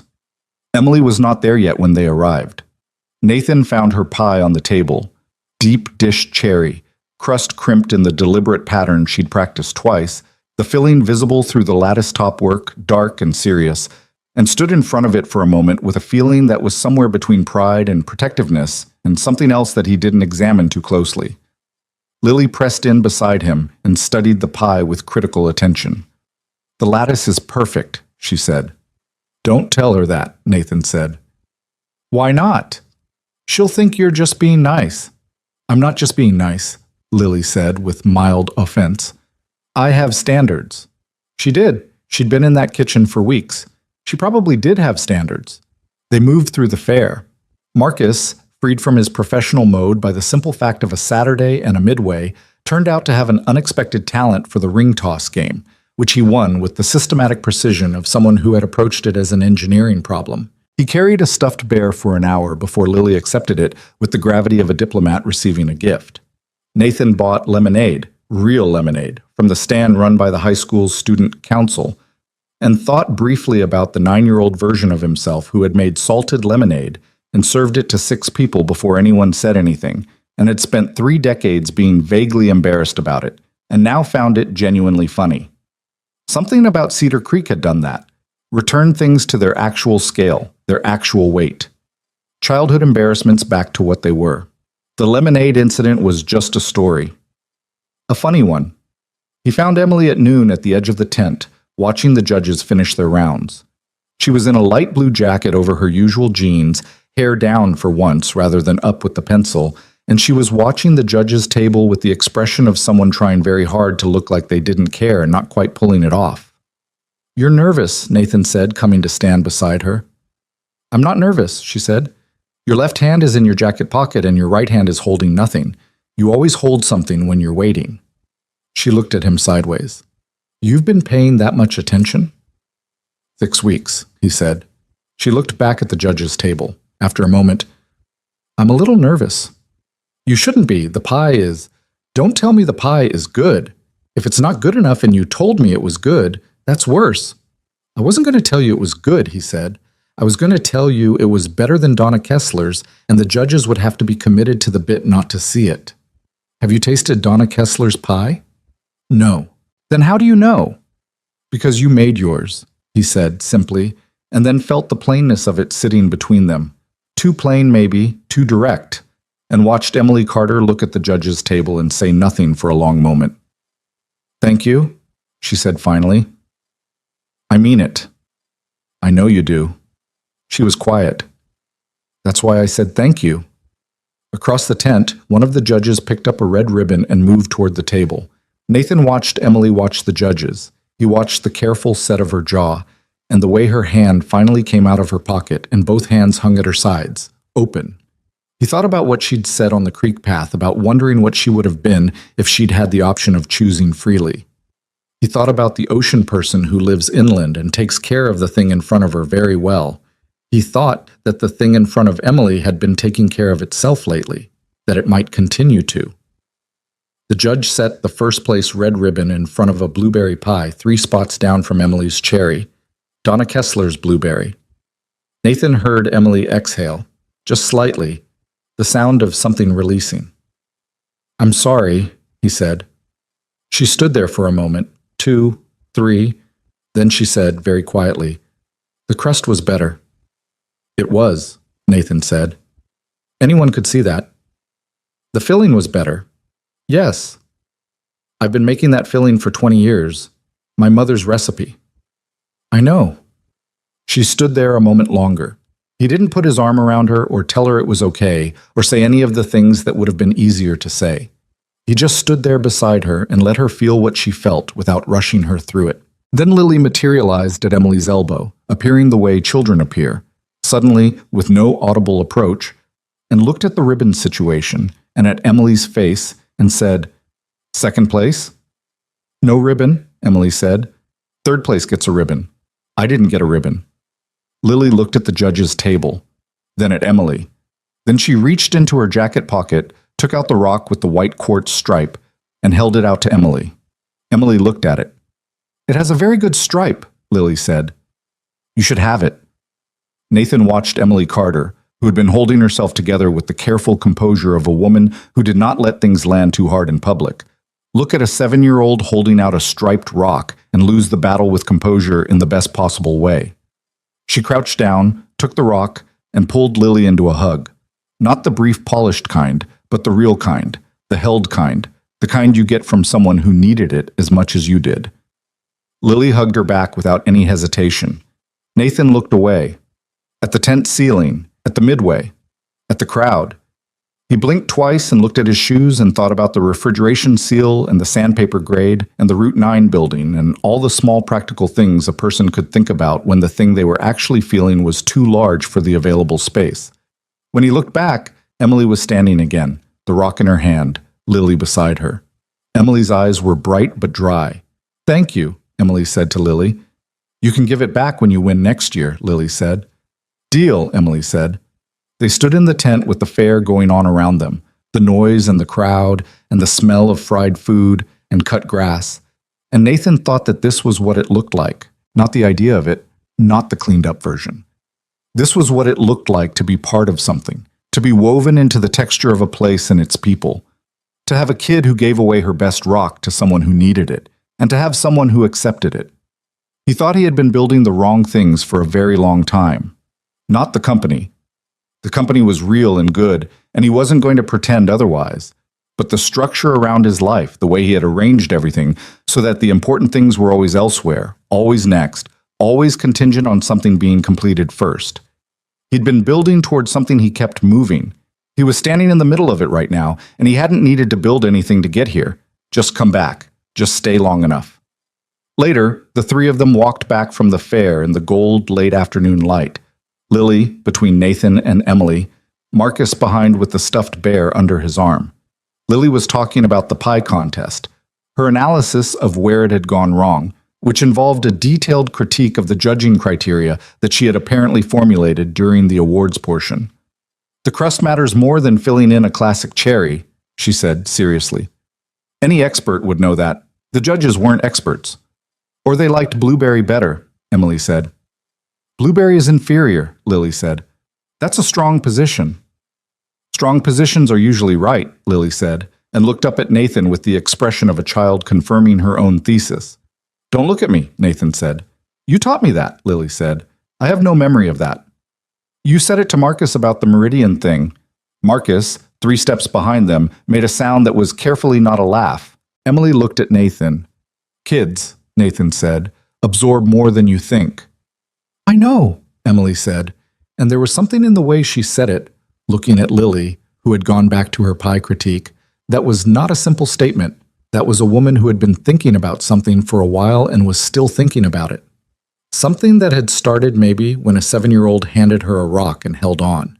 Nathan didn't say anything about that either. There were things that were still developing, things that needed the time they needed. He'd spent 14 years trying to move faster than the process, and it had cost him more than he wanted to calculate. He was done rushing things that needed to be slow. The board meeting happened on a Thursday, conducted over a video call that Nathan took from the inn's small business room. A windowless space with a printer that didn't work and a whiteboard that had apparently been written on in permanent marker at some point and imperfectly erased. He wore a jacket over the shirt he'd been wearing all morning. He did not put on a tie. Richard Holt opened the meeting with the careful neutrality of a man managing multiple agendas simultaneously, which Nathan had always respected about him, even when it was directed against him. The board members present, 7 in Chicago, 2 dialing in from other cities, listened to Davies' meridian summary with the attentiveness of people who had money in the outcome. Davies had closed the deal. 90% of the original terms, slightly modified structure, fully executed. The number on the final contract was $280 million, not $300, and the board accepted this with the pragmatism of people for whom $280 million was an acceptable outcome. The second item on the agenda was Nathan. Not listed that way, of course, listed as leadership continuity and operational structure, which was the formal language for a conversation about what happened when the person who built the company wasn't in the building. Nathan let them make their points. Diane Chu, who was sharp and fair and had been on the board for 6 years, said that the company needed defined protocols for Nathan's absence. Not criticism, she said, just structure. Warren Gill, who had been the loudest voice for Nathan's return, said that founder-led companies had specific vulnerabilities when the founder was distracted, and used the word distracted with the precision of a man who had chosen it carefully. Nathan noted the word and did not react to it. He made his proposal cleanly, the way he'd made every presentation for 14 years. This is the situation, this is the solution, this is what it requires. A restructured operational tier. Davies elevated to COO with full day-to-day authority. Monthly board calls instead of weekly. Nathan available for strategic decisions, major acquisitions, external relationships. In residence in Cedar Creek for the next 6 to 8 months, working remotely, travel as needed. 6 to 8 months, Warren Gill repeated. At minimum, Nathan said. And after that? We'll see, Nathan said. This was not the answer Warren Gill wanted. It was, however, the honest one, and after a pause that lasted long enough to be meaningful, the board accepted the restructuring with conditions. Formal documentation within 30 days, a performance review of the new structure at 6 months, Nathan in Chicago for the Q4 strategic planning session in October. Nathan agreed to all of it. The call ended at 11:15. He sat in the windowless business room for a few minutes after the screen went dark, not doing anything in particular, just sitting with the fact of what had just happened. The company was still his. The terms had shifted. The shape of things going forward was different from the shape they'd been before, and different from anything he'd planned when he drove into Cedar Creek 8 weeks ago looking for a town that remembered him before the money. He took off the jacket, hung it on the back of the chair, and went to the bakery. Emily was between the morning rush and the afternoon prep, wiping down the display case with a cloth that had seen better days. She looked up when he came in. "How'd it go?" she asked. "Kept my company," he said. "Changed how I run it." She studied him for a moment. "You okay with that?" He thought about it honestly, the way she'd trained him to. "Yeah," he said. "I am." She nodded once, went back to the display case. "There's coffee. The good batch, not the one I make when I'm rushing." He poured himself a cup and sat at the counter and watched her work, and the morning went on around them, and it was ordinary in every way, and he thought that ordinary was a thing he'd underestimated for most of his adult life. 2 weeks later, Nathan bought the building on Route 9. The sale closed quietly, routed through a holding company that kept his name off the paperwork until the ink was dry. He'd done this partly from habit. He'd always moved quietly on acquisitions, believing that attention inflated price, and partly because he didn't want Cedar Creek's reaction to the purchase to be about Nathan Sterling, the billionaire, doing a charity project. He wanted the conversation to be about the project itself. He told Emily the day after the sale closed, on a Tuesday morning in the bakery, because she was going to hear about it from Harold within 48 hours regardless, and he preferred she hear it from him. She stopped what she was doing when he told her. "The Route 9 building," she said. "Yes." "The old hardware store." "Right." She looked at him with an expression he'd learned to read as Emily processing information at a speed faster than she was showing. "What are you going to do with it?" He laid it out. The apprenticeship program concept, the conversations with Dr. Reyes and Vic Caruso, the foundation funding structure, the plan to bring in 3 or 4 instructors and open in phases, starting with trades and culinary and expanding from there. Emily was quiet for a long moment after he finished. "Culinary," she said. "There's a space in Cedar Creek for it," he said carefully. "Qualified instruction in culinary skills, bakery, restaurant prep, food business, things that could keep people here who want to stay, or give them real credentials if they go." She turned back to her work. He watched her process it from behind, the set of her shoulders, the pace of her hands. She was thinking hard, and he had the sense that she was also feeling something about it that she wasn't ready to name yet. "I'm not doing this for you," he said, the same thing he'd said about the board decision, because it kept being true and kept needing to be said. "I mean, you're part of why I understand what Cedar Creek needs, but the program isn't about your bakery, it's its own thing." "I know," she said. "I'm not—" She paused. "It's a good idea, Nathan. It's a real good idea." "I know you know that. I just wanted you to—" "I know," she said again, softer this time. "Thank you for telling me before Harold did." "I figured I had about 36 hours. 24, she said. "He gets coffee at Alderman's on Tuesdays. Linda Henderson tells him everything." They worked through the morning in the particular companionable rhythm they'd built over 8 weeks, handing things off without needing to explain, navigating the kitchen's geography without bumping into each other, filling in the silences without anxiety. Nathan had stopped noticing the strangeness of it. A man who ran a multi-division holding company standing in a small-town bakery kitchen learning to make proper bread, because it had stopped being strange. It was just where he was. Around midday, his father's friend came in. Nathan recognized him immediately despite the years. Joe Abrams, who had been Thomas Sterling's closest friend, and who had been at the edge of Nathan's life in a way that was connected to everything painful from that period. Joe was 70 now, white-haired and slower in his movements, and he came in for a muffin and a coffee the way he apparently always did on Tuesdays, and stopped when he saw Nathan behind the counter. There was a moment of assessment on both sides. "Nathan Sterling," Joe said. "Joe," Nathan said. Joe set his wallet on the counter, a gesture that said he intended to stay and was deciding whether that was going to be comfortable. "I heard you were in town. About 2 months now. Your father would have been—" Joe stopped, recalibrated. He would have had something to say about it. "He would have had a lot to say about most things," Nathan said. "That was always true?" Joe looked at him steadily. He was the kind of man who had watched a lot of things happen and had reached the age where he could say so plainly. "You didn't come back for the funeral," he said. "No," Nathan said. "I didn't." "He asked about you," Joe said. "Not at the end. Before that. When he still could." Nathan held Joe's gaze and felt the specific weight of that sentence, not as an accusation, which it wasn't, but as information that had no comfortable resting place. He'd known, in the abstract, that his father had declined over a year before he died. He'd known it the way you know things from a distance, where the knowledge sits without being fully felt. "I know," Nathan said. Joe nodded slowly. He picked up his wallet. "I'm not saying it to make you feel bad," he said. "I'm saying it because I think you already feel bad, and I've been watching you be here for 2 months, and I thought you should hear from someone that—" He paused. "That you showing up now means something too, even if it's late." He ordered his muffin and his coffee and paid, and went to a corner table with his newspaper, and Nathan stood at the counter and breathed carefully for a moment. Emily, who had been in the back and had caught enough of it coming through the pass-through, appeared in the kitchen doorway and said nothing. Just looked at him for a moment. "I'm okay," he said. "I know," she said. "Joe's a good man."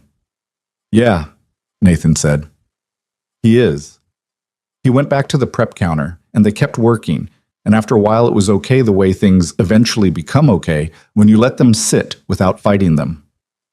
That evening, Nathan drove out to the cemetery at the edge of town. He'd been putting this off since he arrived, in the way that you put off things that require you to be somewhere you don't have a defense prepared for. He went alone, leaving Lily with Marcus, not telling anyone where he was going. His father's grave was in the older section, a simple headstone. Thomas William Sterling, dates, no quote. Nathan's mother was beside him, her headstone slightly greener with age since she'd been there longer. He stood between them for a while. He didn't talk out loud. He wasn't that kind of person, and he didn't think his parents had been that kind of people either. He just stood there in the early evening with the grass long around the stones and the light going, and felt the full weight of the years and the distance and the choices that couldn't be undone. He'd built $300 million and missed his father's last years and his father's funeral, and had justified it to himself in 100 ways that were all technically true, and none of which, standing here now, felt like enough. He stayed for 20 minutes. On the walk back to the car, he called his therapist in Manhattan.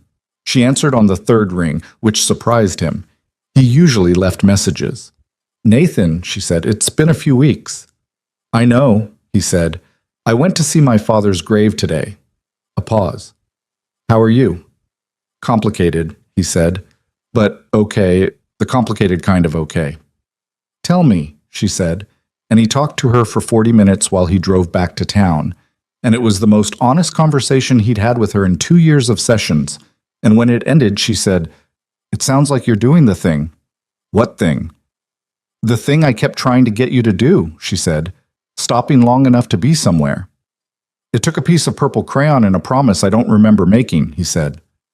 "Most important things start like that," she said, "messily, accidentally." He went back to the inn and checked on Lily, who was asleep with a library book on her face. She'd gotten a library card 2 weeks ago, her own idea, presented to Nathan with the card itself as evidence of the accomplishment, and sat beside her bed for a while in the dark. He thought about his mother, who had died when he was 8 years old on his birthday, which was why he'd written that promise. He understood now. He'd been at school, confused about why his birthday felt like the worst day of his life instead of the best. And Emily had shared her lunch with him and hadn't asked questions. And at some point during recess, he'd found the piece of notebook paper and the purple crayon and had written something that was probably not specifically about marriage, not at age 8, but about the thing that marriage was a word for: permanence, staying, the person who doesn't leave. He'd been looking for that since he was 8 years old. He'd spent 14 years running from the place that had it. The renovation on the Route 9 building started in August, 6 weeks after the purchase closed. Nathan hired a local contractor, a woman named Sue Briggs, whose company had done most of the significant work in Cedar Creek for the past decade, and whose assessment of the building's bones had been reassuringly undramatic.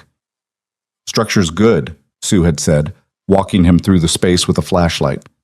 "Electrical needs total replacement.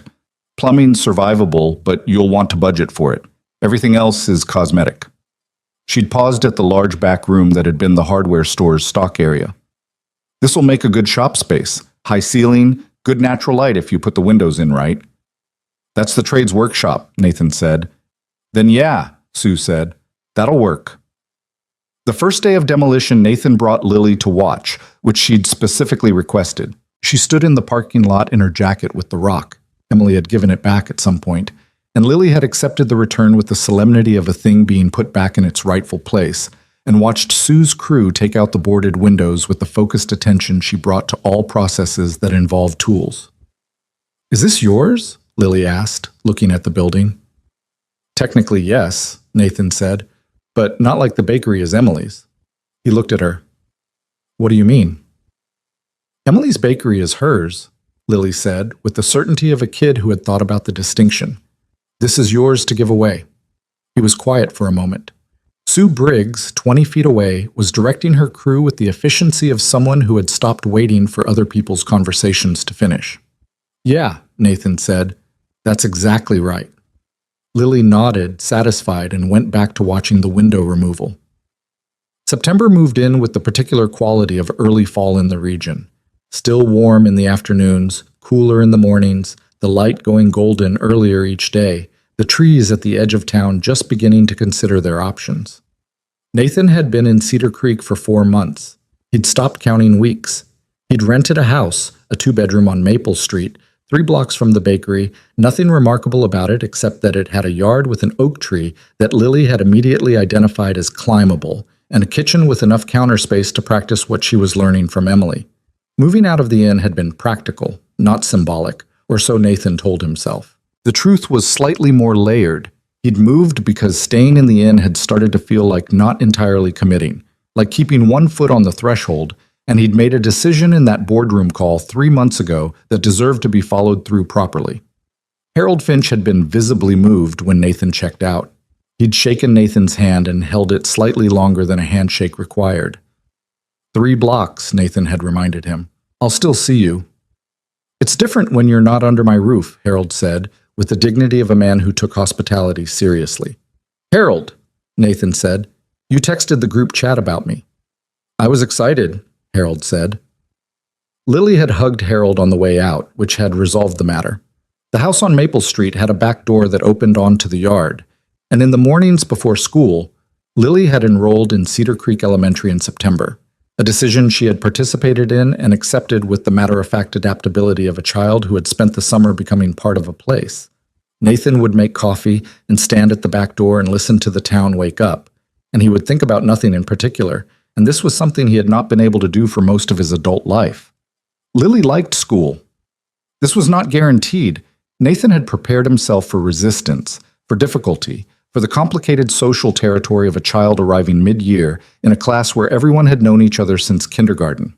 But Cedar Creek Elementary was small enough that a new kid was interesting rather than threatening, and Lily, who had been in her own way always interesting, found her footing inside of 2 weeks. She came home reporting specific people and specific events, and specific injustices in the cafeteria seating arrangement with the engaged irritation of a child who cared about the place she was in. On a Friday afternoon, 3 weeks into the school year, she came home and announced that her class was doing a family heritage project, and she needed to bring in something that represented her family. "What kind of something?" Nathan asked. "Something meaningful," Lily said, "like an object or a photo or a story." Nathan thought about this for a moment. "What are you thinking?" Lily looked at the refrigerator where she'd taped a photograph Emily had given her, an old one from the bakery's early days, showing Emily's mother in the same kitchen where Lily spent her mornings. Lily had asked Emily for it specifically, had carried it home in her jacket pocket, and taped it up herself. "I want to bring the photograph," Lily said, "and I want to tell the story of the bakery." "That's Emily's family," Nathan said gently. "Not technically ours." Lily looked at him with the expression of a child who believes an adult is being unnecessarily technical. "It's my family," she said, as though this were self-evident. He didn't argue with it. He called Emily that evening and told her. There was a pause on the phone. "What did you say?" Emily asked. "I told her it was your family's story." "And she said?" "She said it was hers," Nathan said, and looked at me like I was being obtuse. Another pause. Longer. "Is it okay with you?" Nathan asked. "If she brings the photo and tells the bakery story?" "Nathan," Emily said, and her voice had a quality he'd only heard a few times. Quieter than usual, the careful neutrality gone, something underneath it that she wasn't trying to hide. "Of course it's okay. She can have the photograph forever if she wants it." "She might want it forever," Nathan said. "I know," Emily said. They stayed on the phone for a moment without talking, which was something they'd started doing, not hanging up immediately, letting the silence be part of the conversation. And Nathan stood in his kitchen on Maple Street with the phone against his ear and the sound of Lily moving around upstairs and the particular September dark outside the window. "Emily," he said. "Yeah. I need to tell you something." A beat. "Okay." "Not on the phone," he said. "Tomorrow. Can you give me 10 minutes tomorrow before opening?" "You're going to make me wait until tomorrow?" she said, and there was something in it, dry but alive, the wire of something running underneath. "Yes," he said. "Okay," she said. 10 minutes before opening. Don't be late." He was not late. He was there at 6:19 and the bakery lights were already on, and Emily opened the door before he could knock with the expression of someone who had been waiting and was not going to say so. She had coffee ready. 2 cups, on the counter, which told him she'd decided this was going to be a seated conversation. He sat. She sat across from him, not behind the counter, across from it, which was different. She'd given them the same side of the equation. He looked at her. "I moved here," he said. "I know you moved here," she said. "You're on Maple Street." I moved here," he said. "Not for the project and not for 3 more months. I moved here. Cedar Creek. This is where I live now." Emily was very still. "The restructuring with the board gave me the operational freedom I needed," he said. "The house is a rental for now, but I've been looking at properties. Not to buy immediately, just looking, because I need to know what I'm committing to before I commit to it. Lily's in school. I've got work building with the Route 9 project. This is..." He stopped, looked at his coffee cup. "This is where I want to be." "Because of Cedar Creek," Emily said. It wasn't quite a question and wasn't quite a statement. "Because of Cedar Creek," he said, "and because of you." She was quiet. Outside, a car passed on Main Street. "I'm not saying that to pressure you," he said quickly. "I need you to know that. I'm not... This isn't a move that requires anything from you. I'm not telling you because I want something back tonight. I'm telling you because I've been not telling you for 4 months, because I was worried about the pressure of it, and not telling you was starting to feel dishonest." Emily looked at him for a long moment. He made himself hold the look, not look away, because this was the thing you did when you meant it. You held the look. "You've been here 4 months," she said. "Yes. And you're not leaving." "No." "That's..." She stopped, started again. "Nathan, I need you to understand something. I've had people leave, my sister, my mom, you, before." She pressed her lips together. I don't do well with people who leave. I know that's... She shook her head. I know how that sounds. It sounds like someone who's been burned enough to be careful, Nathan said. It sounds completely reasonable. I'm not asking you to prove anything, she said. I'm just telling you what it is, what it means for me. I know, he said. I'm not asking you to trust it tonight. I'm just telling you the truth so you have it. She looked at her coffee cup. He looked at his. Outside, the town was finishing its process of waking up. The distant sound of someone opening a shop gate, a truck on the highway half a mile off, a dog somewhere. I have feelings for you, Emily said, at the counter in her bakery at 6:23 in the morning. In the plain way she said everything true. I've had feelings for you since you came back, probably... She stopped. Probably for longer than that, but that's not useful information right now. It's useful to me, Nathan said. It doesn't change where we are, she said, which is, I have feelings and I'm scared and I need more time. Those things are all true at once. Okay, he said. Okay? You're not saying no, he said. You're saying not yet. That's different. She looked at him. I can do not yet, he said. I've been here 4 months and I'm not leaving. Not yet is fine. Something in her expression shifted to, not dramatically, not a transformation, just the small movement of something that had been held tight, releasing a degree of its tension. She picked up her coffee cup. You're better at this than I expected, she said. At what? Waiting, she said. The version of you I remember was not good at waiting. The version of me you remember was 18 and an idiot, Nathan said. You were, she agreed, without malice, and got up to start the morning prep. And he got up and went to the sink and started on the dishes, and the bakery opened at 6:30 with both of them in it, which was how the mornings worked now. October brought the Route 9 project to its first visible milestone. The exterior of the building cleaned up, new windows installed, the parking lot repaved, the sign above the door reading Cedar Creek Skills Center in clean navy letters that Sue Briggs's crew had put up on a Tuesday morning while Vic Caruso stood in the parking lot with his hands in his pockets, looking at it with the expression of a man deciding whether something was real. It's real, Nathan told him, which was what Vic had said to him 6 months ago when Nathan had asked if he could run the program. Vic looked at him sideways. You remember that. I remember everything people tell me when they have conditions, Nathan said. Vic almost smiled. Interior finishes another 3 weeks? Sue says 2, which means 3, Nathan said. Good contractor, Vic said. Honest timeline. The soft opening was set for November. Limited enrollment, the first cohort of 12 students, 3 instructors including Vic. Dr. Reyes had sent home information to the high school families 2 weeks prior and had been met with a response that surprised even her. 43 inquiries for 12 spots. She called Nathan to tell him. That's 3.5 times your capacity, she said. For the first cohort, he said. We scale from there. You're going to need a second building, she said. I know, he said, one thing at a time. He told Emily about the enrollment numbers that evening. She was at the house on Maple Street. She came for dinner twice a week, a thing that had developed without formal arrangement, the way the best things in Cedar Creek seemed to develop, through repetition rather than declaration. Lily cooked one of the 2 nights, simple things she'd been learning, and the kitchen usually looked like a weather event had occurred in it, but the food was edible and sometimes better than edible. 43, Emily said. For 12 spots, Nathan confirmed. She turned her wine glass in her hands. That's families who don't want to lose their kids to the city. That's what I figured. Or kids who don't want to leave but felt like they had to. She looked at the table. I was one of those. I just had a different reason to stay. I know, Nathan said. That's why I built it.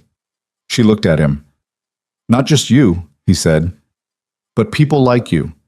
People who should have had the option of choosing instead of just, he shrugged, instead of it being the only thing that made sense. It was her own words.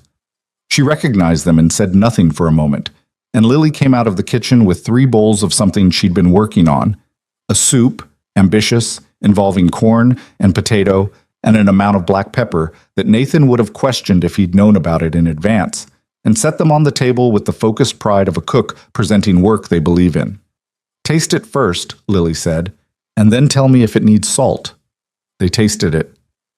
Salt, Nathan and Emily said simultaneously. Lily nodded seriously. I thought so, but I wanted confirmation. She went back to the kitchen. Nathan and Emily looked at each other across the table, and Emily made the sound. The real laugh. The one with the crack in it. The one that only came out when she wasn't managing it. And Nathan thought that this was the table he wanted to be at. This specific one, with the imperfect soup and the wrong amount of pepper, and the 7-year-old in the kitchen consulting herself about salt. Not perfect. Not the version of his life where everything had been arranged correctly. This one, with its rough edges and its salt deficit and its ongoing negotiations and its not yets. This one. Later, after dinner, Lily fell asleep on the couch with a book open on her chest. Not on her face this time, progress. And Nathan and Emily sat on the back steps in the October cold with coffee and the oak tree going orange above them and the particular quiet of a small town on a weeknight. I went to see my father's grave, Nathan said. He'd been meaning to tell her. He wasn't sure why he'd waited, except that it had felt like something to carry alone until he was ready to put it down. Emily was quiet. In August, he said, after Joe came into the bakery. Joe told me, she said. He said you seemed okay. I was okay, Nathan said. Eventually, it took a few days. He looked at the oak tree. I keep thinking about what I owe people who are gone, whether there's a math to it. There isn't, Emily said. I know there isn't, but I keep... He exhaled. My dad and I had a complicated thing. He wasn't easy, but he wasn't bad either. He was a man with a lot of problems and some good qualities, and I left before we figured out how to be okay with each other. And now I can't fix it. I can just... He stopped. I can just make sure I don't do the same thing with the people who are still here. Emily set her coffee cup on the step beside her. She reached over and put her hand on top of his. Not the light momentary touch she'd done before. In the bakery, the wait, give her a minute hand. This was deliberate. This was staying. He turned his hand over under hers. They sat in the cold with the coffee and the oak tree and the sleeping child inside, and the town making its quiet sounds around them. And Nathan Sterling held Emily Carter's hand for the first time since they were 8 years old at a fire that couldn't be saved, and thought that some things took exactly as long as they needed to. Not less. Not more. Just the right amount of time. Her hand stayed in his through most of that October evening, until the cold got serious enough that they had to go inside, and even then neither of them said anything about it. Not to name it, not to define it, not to make it into a conversation it wasn't ready to be. They just went inside, checked on Lily, washed the dinner dishes in the kitchen together, and Emily went home at 9:30 with her jacket zipped and her keys in her hand and a look on her face that Nathan recognized as a person carrying something carefully so it didn't spill. He stood at the front door and watched her walk down Maple Street until she turned the corner, and then he went back inside and stood in his kitchen for a while doing nothing in particular. Not yet, she'd said. He'd said he could do not yet. He meant it. That was the thing about meaning something. It didn't come with a timer or an expiration. It just sat there being true while the days moved around it. And the days moved. November came in cold and gray, and the Skills Center opened its doors to its first cohort of 12 students on a Tuesday morning that Vic Caruso would later describe, to anyone who asked, as the best Tuesday of his professional life. Nathan was there, but not in the way of a man receiving credit. He stood at the back of the room while Vic introduced the program, and the instructors and the students introduced themselves one by one, and he watched the faces of the 12 kids, 16, 17, 18 years old, a mix of nervous and trying not to show it, and thought about what it meant to be given an option. Not pushed toward a door, not told what you'd be good at, not handed a path and told to walk it. Just given the option to try a thing, to be competent at it, to see whether it was yours. He thought about Lily saying, "This is yours to give away." She'd been right about that. The best things he'd done in Cedar Creek had been the ones he'd given away. The time, the attention, the willingness to show up without an agenda. The Skills Center was that, at scale. After the students filed into their first sessions, Dr. Reyes found him near the door. "You didn't say anything," she said, meaning the opening. "Vic said everything that needed saying," Nathan said. She looked at him with the assessment of a woman who had been in education long enough to know the difference between people who built things for the credit and people who built them for the thing. The second cohort applications open next month, she said. We already have 11 inquiries. Scale from there, Nathan said. You said that before. I meant it both times. She smiled, the quick, real kind, and went to check on her students. Emily came by the skills center that afternoon, after she'd closed the bakery. Nathan wasn't surprised. Cedar Creek was small, and she'd known about the opening, and she was too interested in the town not to look.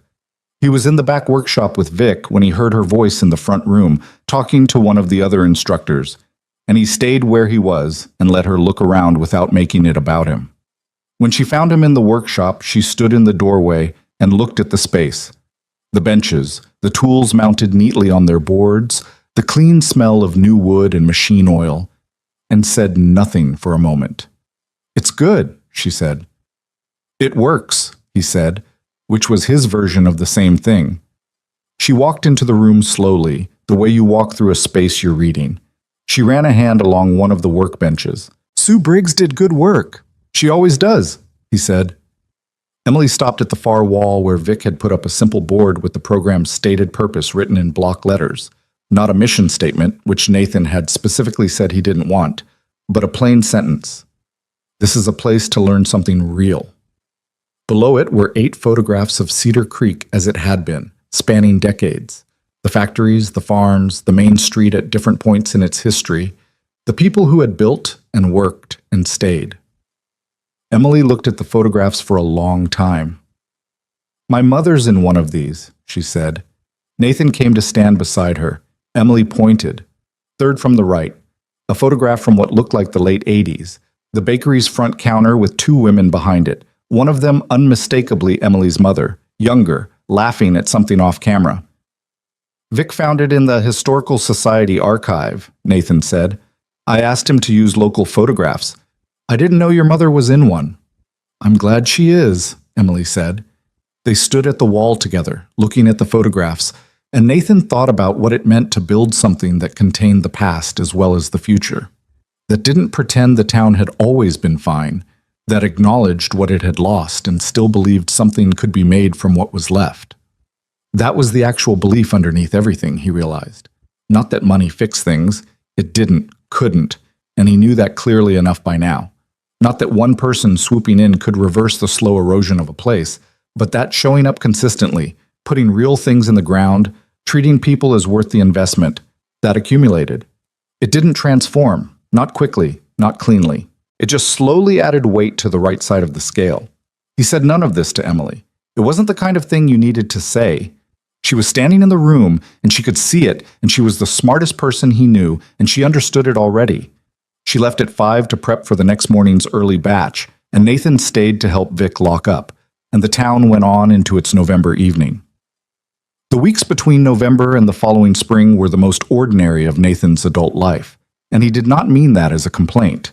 Ordinary had become, he'd discovered, the thing he'd been trying to buy for 14 years without knowing it was what he was trying to buy. The morning walks to the bakery, Lily at the kitchen table doing homework with her tongue pressed between her teeth in concentration. Dinners on Maple Street twice a week with Emily, who brought things sometimes, a jar of the cranberry preserves she made in batches, a book she thought Lily would like, once a replacement dish towel to replace the one Nathan had destroyed by using it to handle a hot pan, and who sat at the table and ate imperfect food and argued with Lily about the carrot situation, which had not been resolved, and drank coffee that went cold because the conversation kept being more interesting than the coffee. He and Emily moved slowly. This was deliberate on both their parts, and occasionally uncomfortable in the way that slow things are when you want them to move faster, but know better than to push. They had one actual argument in December about something that started as a disagreement about the Skills Center's culinary curriculum.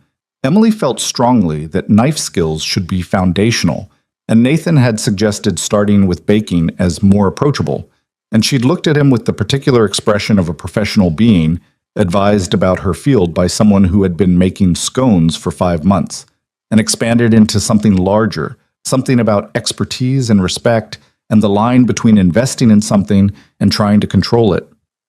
There's a version of this, Emily said, in the bakery after closing, her voice level in the careful way of someone keeping it level deliberately, where you build something in this town, and because you paid for it, you think your opinion about how it runs is the relevant one. I don't think that, Nathan said. You suggested. I suggested, Emily, not decided. I asked Vic about it, and he said the same thing you just said, and I dropped it. But you suggested it in the first place. I was wrong, he said. I said so. I'm saying so now. He looked at her. I'm going to be wrong sometimes. You know that. She looked at him, still holding the level carefully. I know the difference, he said, between funding something and owning it. I'm not trying to own the curriculum. I asked a question from ignorance. That's different. The careful level in her voice softened a degree. You need to be more careful about the questions you ask in rooms where people know who's funding the operation. I know, he said. You're right. She turned back to her closing tasks. He helped without being asked. After 10 minutes, she said, without looking up, knife skills first, then baking. That's the correct order. Knife skills first, he agreed. It was not a clean resolution. The air was still slightly charged for the rest of the evening, but it was a real one, the kind where both people had said the actual thing rather than managing around it. They were both people who said the actual thing. Sometimes the actual thing was uncomfortable, and they were both capable of sitting with discomfort without running from it. Nathan thought this was one of the most important things two people could do together. Christmas came to Cedar Creek with the modest commitment of a town that had been doing Christmas the same way for decades. Lights on Main Street, a tree in the park, the diner running its special menu, Harold's Inn fully booked for the first time in years with people coming home for the holidays. Lily made an ornament at school, a painted ceramic shape that was intended to be a star and looked more like a lopsided sun, and hung it at the exact center of the tree in the Maple Street house with the seriousness of a person placing something important. Emily came for Christmas Eve dinner, and her father came too.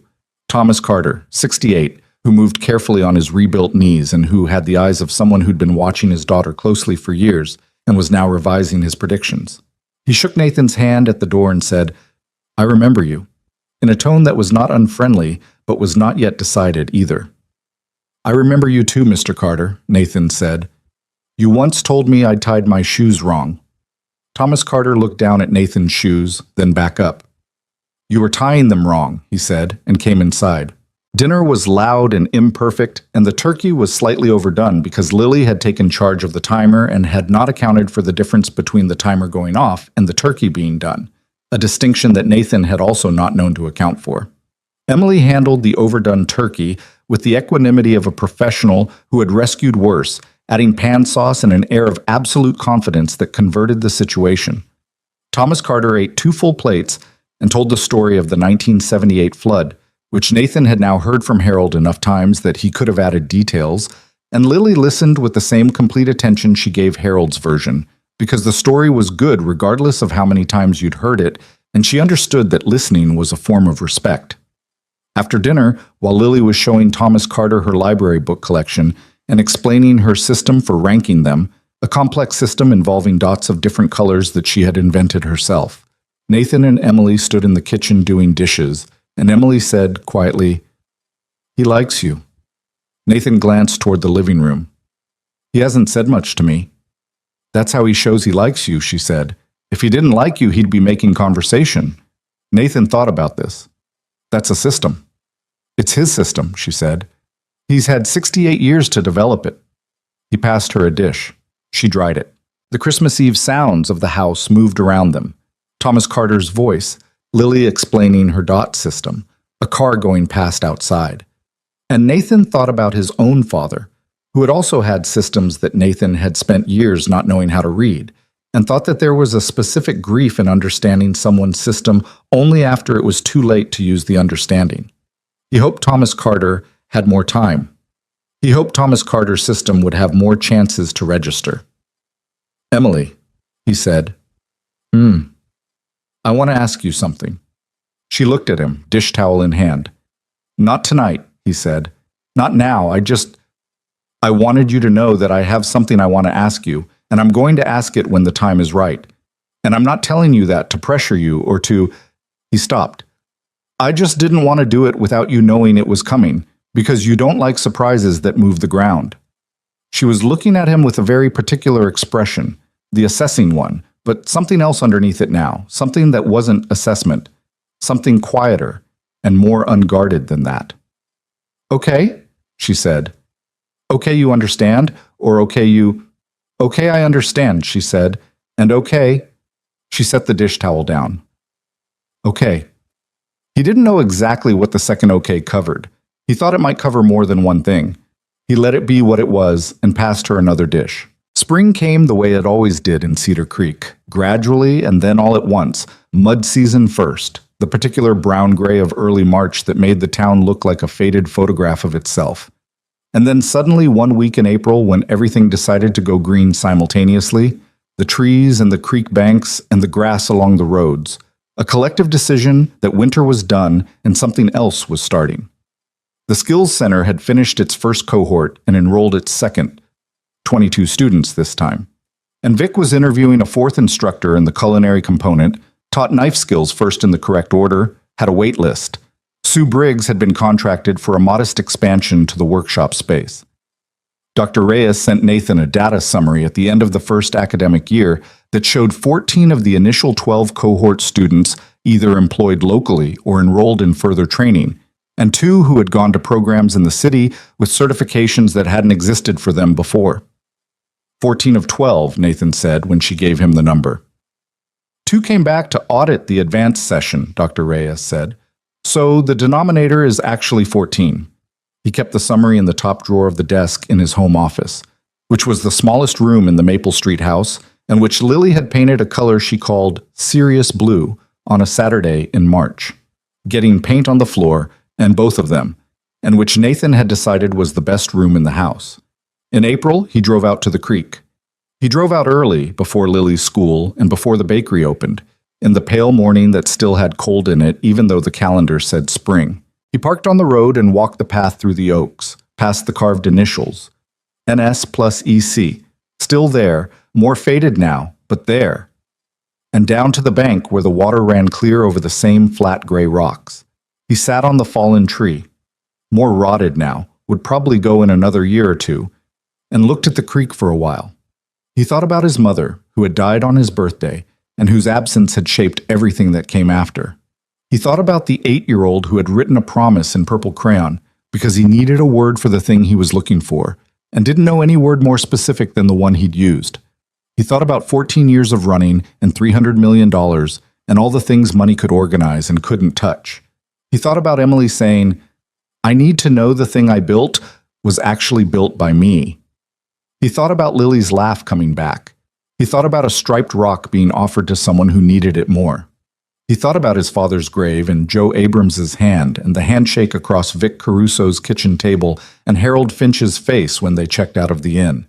He thought about Dr. Reyes's 14 of 12 and the smell of the bakery at 6 in the morning and the way Emily moved in her kitchen, economical and certain, the way she moved through everything she knew and did well. He thought about all of it for a while, sitting on the rotting log above the creek with the spring morning coming up around him. Then he took out his phone and called Emily. She picked up on the second ring. "It's 6:15, she said. "I know. Are you at the bakery?" "Where else would I be at 6:15, sir?" "Can you give me an hour? I'll be there at 7:30. A pause. "What's happening?" "Nothing bad," he said. I want to take you somewhere before the day starts. Can Marcus take Lily to school?" "Nathan, please," he said. A longer pause, then, 7:30, she said, "and bring coffee from the diner, not gas station." "Okay." "The large one." "Okay, Emily." He went to the diner. Ray handed him 2 large coffees without Nathan having to explain in front anything, because Ray had been watching this town for 30 years and had good instincts. Nathan drove to the bakery, and Emily came out at 7:30 in her jacket with flour already on her left sleeve, and she looked at him with the careful assessment she always brought to situations she hadn't fully mapped. "Where are we going?" she asked. "The creek," he said. She got in the car. They drove without talking, which was fine, which was one of the things about Emily that Nathan had understood since they were children. She didn't feel silence because she was uncomfortable. She left it because silence was sometimes the right thing to leave. The road out to the path, the morning light through the oaks, the sound of the water as they walked down toward the bank. He was carrying something under his arm. She'd noticed it when he picked her up but hadn't asked. It was wrapped in a cloth, not heavily, just covered. She watched him carry it and kept her question. At the bank, he stopped. He turned to face her. Emily Carter, at 31, stood at the edge of the creek where they'd spent 100 childhood afternoons, with flour on her sleeve and coffee in her hand, and the particular expression of a woman who has spent the past year watching someone try to become the person they were always capable of being and has been paying close enough attention to know whether it took. It had taken. He could see it in the way she looked at him. Not the careful neutral, not the assessment, not the deliberate distance she'd kept for months while things developed at the pace they needed. She looked at him the way she'd looked at the skills center wall of photographs, like something that contained the past and the present at once, like something that had been built slowly and was still standing. He unwrapped the thing under his arm. It was the framed promise, the original from Alderman's window. The Hendersons had given it to him 2 weeks ago when he'd gone to ask. They'd looked at each other and then at him, and Linda Henderson had said, "We thought you'd come for it eventually," and wrapped it herself in the cloth he was still holding. The purple crayon was faded but legible. The misspellings were still there. Bacchus cried. Emily looked at it for a long moment. "I've been thinking about what I wanted to say," Nathan said. "I've written it in my head about 6 times. I had a version that was, more eloquent, referenced things, made a case." He looked at the frame in his hands. "But you know me well enough that I don't think you want the version where I made a case. I think you want the real one." "Yes," she said. He looked up at her. "The real one is that I've been choosing you every day for a year," he said. "Not because of this," he held up the frame. "Not because of what we were when we were 8 years old, not because Cedar Creek is small and you're the best thing in it. I've been choosing you because you tell me true things and you don't make it easier than it is. And you taught my daughter that double blueberry means more blueberries. And that was somehow exactly what she needed. Because you're the person I want to be in the room with when something goes wrong. Because when I was standing on the sidewalk looking at this," he looked at the frame, "I wasn't thinking about a childhood promise. I was thinking that I'd spent 14 years building the wrong life, and the right one had been here the whole time." Emily was holding her coffee cup with both hands. Her eyes were bright and not entirely dry. "I'm not the same person who left," he said. "I know that's easy to say, but I also think you've been watching closely enough to know it's true." "I have," she said. "It is." "I'm going to make mistakes," he said. "I already have. I'm going to be wrong about things and suggest the wrong sequence for the culinary curriculum and ask questions I should know the answer to, and Nathan," she said, I want you to know what you're getting. I'm not proposing a clean version of this." "I know what I'm getting," she said. "I've been watching it walk into my bakery at 6 in the morning for a year." He looked at her. "I'm not saying yes to who you're trying to be," she said. "I'm saying yes to who you already are. Scone technique and awkward questions and all of it." She set her coffee down on a nearby rock and looked at him squarely, with no neutral and no careful and no distance. "So ask me." He didn't get down on one knee because the creek bank was muddy and the moment didn't require theater. He just stood in front of her and held the frame and said, "Marry me, Emily, not because of this, the frame, but because I've spent a year choosing you every single day, and I want to keep doing it for every day after this." She was quiet for a moment, a long enough moment that the creek made several inches of progress over its rocks. Then she said, "Yes." Just that. Simple, direct, hers. The way she said everything true. He put the frame down on the log, and they were close enough that stepping forward was barely a step. And when he put his arms around her and she put her arms around him, it wasn't electric or cinematic or any of the things stories make it. It was just right. The specific rightness of something being in its correct place after being somewhere wrong for a very long time. She was cold from the morning and she still smelled like the bakery, and she was not a small woman who fit perfectly against him like something designed. She was a real person with sharp elbows who jabbed one of them into his ribs in the process of this, and they both laughed, and that was better than any version of it that didn't involve the elbow. He pulled back to look at her face. She was crying, just a little, which was the limited way Emily Carter cried. Enough to acknowledge the feeling, not enough to make a scene. "Your mascara," he said. "I know," she said. "Don't." I wasn't going to say anything else. Good. They stood at the creek for a while, his arm around her, her shoulder against him, the April morning finishing its process of becoming itself. The trees were green. The water ran clear. At the oak with the carved initials, a bird was doing something architectural in the higher branches, all industry and intention. Lily's reaction, that evening at the Maple Street house, was characteristic. Nathan had picked her up from school, and they'd made dinner together. Real dinner, not ambitious, pasta and a salad, that Lily assembled with the precision she brought to all assembly tasks. And after dinner, he'd told her. She listened to the whole thing with the serious face of a child receiving important information. When he finished, she was quiet for a moment. Then she said, "Where's the ring?" We didn't talk about a ring yet." Lily considered this. "You should get her one that's not too flashy," she said. "She doesn't like flashy." "I know," Nathan said, "and it should have something meaningful about it, not just a stone." She thought about it. Maybe it could have the creek in it somehow, like a stone from the creek. Nathan looked at his daughter. "Or something," Lily said, pulling her plate closer. "I'm just saying there should be meaning." There was a stone setter in the next town over who worked with local materials. Nathan found her the following week. He brought 3 flat stones from the creek bank. Not the quartz-striped one, that was Lily's, that was currently back in Lily's pocket where it belonged. And the stone setter looked at them with the critical attention of a craftsperson being asked to work with unconventional materials and said, "This one," and held up the smallest, smoothest one. "I can set it in a band. It won't look like a jeweler's ring." "Good," Nathan said. "It shouldn't." "She'll know it's from somewhere specific," the stone setter said. "That's the point," Nathan said. He gave the ring to Emily on a Tuesday, which was their day. The day she'd first let him into the bakery before opening, the day most of the things that mattered had started. He put it on the counter beside her morning coffee without announcement and let her find it. She looked at it for a long moment, picked it up, turned it in her fingers, looking at the creek stone set in its simple band. "Lily," she said. "She made a recommendation," Nathan said.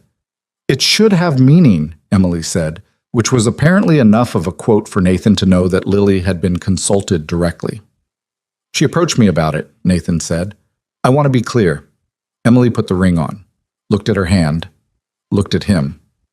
"It fits," she said. "I measured," he said, "while you were sleeping." "While I was—" She stopped. "When were you in my apartment while I was sleeping?" "That came out wrong," Nathan said. She looked at him. He watched her decide not to pursue it, which was its own form of mercy.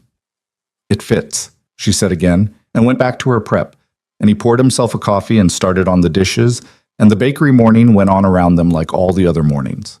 The wedding was in April of the following year, which meant they had a full year to argue about it, which they used. Not badly. The arguments were the productive kind, the kind where 2 people who each have strong opinions about how things should be done negotiate towards something neither of them would have come up with alone. Emily wanted small. Nathan wanted everyone who mattered to be there. These turned out not to be mutually exclusive positions, once they defined their terms. Small meant no event planner, no catering company, no white tent with a DJ. Everyone who mattered meant Harold and Marcus and Dr. Reyes and Vic Caruso and Joe Abrams and Sue Briggs and Ray from the diner and Mrs. Patterson who made excellent croissants and Gerald from the hardware store and the whole Cedar Creek infrastructure of people who had woven themselves into the past year. It came to 61 people, which Emily considered large and Nathan considered intimate. And they agreed to disagree on the classification and had the wedding in the park by the creek where the fair ran every June, which was Emily's choice and Nathan's agreement without negotiation because it was clearly right. Thomas Carter walked his daughter down the grass path between the folding chairs, moving carefully on his rebuilt knees, with the expression of a man doing the most important thing he'd done in years and knowing it. He shook Nathan's hand at the end of the path and held it for a moment, longer than a handshake required. The way Harold had held it when Nathan checked out of the inn, the way men held things when they meant them without the vocabulary to say so. Lily walked beside Emily. This had been Lily's idea. offered to Emily with the same directness she brought to all her important proposals. "I want to walk beside you," she'd said, "not in front, like with flowers. Beside." Emily had looked at her for a moment, and Nathan had looked away, and the matter had been settled.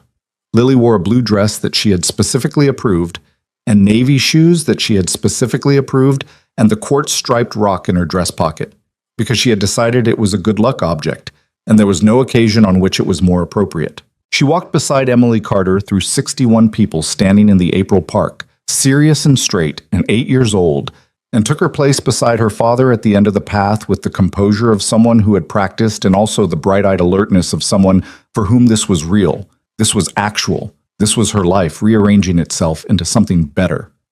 The ceremony was short. This was by design. The officiant, a woman named Barbara Close, who had been performing Cedar Creek's weddings for 20 years and had the particular skill of saying the true things without inflating them, said the words that needed saying and left room for the two of them to say their own.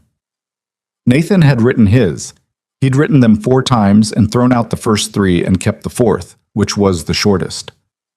"I spent 14 years building things I thought would make me feel something," he said, looking at Emily in the April light. "And then I came home and spent a year learning that the feeling was here the whole time. I'm not going to be perfect at this. I'm going to be wrong sometimes and stubborn sometimes, and I'm going to suggest the wrong sequence for the culinary curriculum more than once." He heard her exhale a half laugh. "But every day, the same way I've been doing it for a year, I'm going to choose you. That's what I've got. It's everything I've got." Emily's were shorter still. "You came back," she said. "You stayed. You showed up every day for a year when you didn't have to. That's the most anyone's ever done." She looked at him with the direct look, the real one, the one with no neutral and no managed distance. "I don't need a promise. I need exactly what you've already been doing." Barbara Close said the words. They said yes to each other. Lily, between them, pressed the rock in her pocket with both hands and looked at the sky with the expression of someone deciding that everything had worked out the way it was supposed to. The party afterward was Cedar Creek at its best, which meant it was loud and slightly disorganized, and the food was extraordinary because Emily had made most of it herself and refused to be talked out of it, and Harold's toast went 7 minutes over the agreed-upon length and included 4 separate references to the group chat which Nathan would have objected to if he hadn't been laughing too hard to speak. Marcus gave a toast that was 2 sentences long, which was perfect. Dr. Reyes danced with Vic Caruso, which surprised everyone, including both of them. Joe Abrams sat in the corner with Thomas Carter, and they talked for 3 hours about nothing Nathan could hear. And Thomas Carter's face, by the end of it, had the expression of a man who had needed that particular conversation for a while. Nathan spent most of the reception aware of where Emily was. Not anxiously, not the way you track something you're afraid of losing, but the way you're aware of a fire in a room, a warmth you orient toward without deciding to. She was in her element, moving through her people, her laugh the real one, unedited, the cracked bell sound. He watched her from across the room and thought about the promise in the store window and the 8-year-old who had written it with the wrong spelling and the right intention, and thought that some things take the exact amount of time they need, no less, no more. Lily found him standing there watching. "You're doing the staring thing," she said. "I'm appreciating," he said. "It looks the same," she said. He put his arm around her shoulders. She leaned into him in the easy way she'd come back to, the way she hadn't for months after January, the leaning that said the ground was solid and could be trusted. "You know what Emily told me?" Lily said. "What?" "She said the bakery is going to need a better second person eventually, when she's too busy." Lily was looking at the crowd, casual, not quite casual enough. "She said she was going to need to teach someone properly." Nathan looked down at her. "She was just saying it," Lily said. "Right," Nathan said. "It wasn't a promise or anything." "Of course not." Lily nodded, leaned further into him. "But probably a veterinarian baker would be useful," she said. "Probably," Nathan agreed. Across the party, Emily caught his eye. He didn't know exactly what she read in his expression, but she smiled, the full one, the real one, and turned back to her conversation, and Nathan stood in the April evening with his daughter against his side and thought about the thing his therapist had said a year ago, stopping long enough to be somewhere. He was somewhere. He had been somewhere for a year. He intended to keep being somewhere for every year after this one, in a town that had remembered him before the money, in a bakery that smelled like vanilla and warm bread, beside a woman who told him true things, raising a daughter who had decided the world made sense again and had the striped rock in her pocket to prove it. In the kitchen of the house on Maple Street, eventually not a rental, eventually fully theirs, the oak tree in the yard still climbable and still being climbed, the purple crayon promise hung in its frame beside the window where the morning light came through. It was not on the best wall, not prominently placed. It was in the kitchen because that was where most of the real things happened. The cooking and the arguing and the homework and the ordinary days that turned out to be the whole point. When Lily asked about it, which she did, periodically, because she was a child who wanted to understand the history of the things around her, Nathan would take it off the wall and hand it to her and let her read it with her too serious 8-year-old face, the misspellings included. "Did you really promise this?" she asked one evening, homework spread across the table, the bakery's closing sounds still hanging in the air because Emily had stayed for dinner. "I wrote it," Nathan said. "I don't remember writing it, but it was mine." "But you meant it?" He looked at Emily, who was at the counter, not quite listening and absolutely listening. She glanced up, held his look. "I meant something by it," Nathan said, looking back at Lily. "I didn't know the word for what I meant yet. I just knew the feeling, and the closest word I had was that one." Lily looked at the paper for another moment, then she handed it back. "The most important part wasn't making the promise," Nathan said, putting it back on its nail. "It was keeping it," Lily said. He looked at her. "You've said that before," she said. "Once, I think, or maybe I just knew you were going to say it." Emily, at the counter. "She knew." "Obviously she knew," Nathan said. "She's your kid," Emily said. Lily, between them, said nothing, only picked up her pencil and went back to her homework with the satisfied expression of a person who has ended up exactly where they intended, even if the route had been, at times, longer and stranger and harder than anyone would have chosen. Outside, Cedar Creek made its evening sounds, the diner closing up, the creek running somewhere at the edge of the town, the last light going from gold to dark in the ordinary way of days that add up, one by one, into something worth keeping.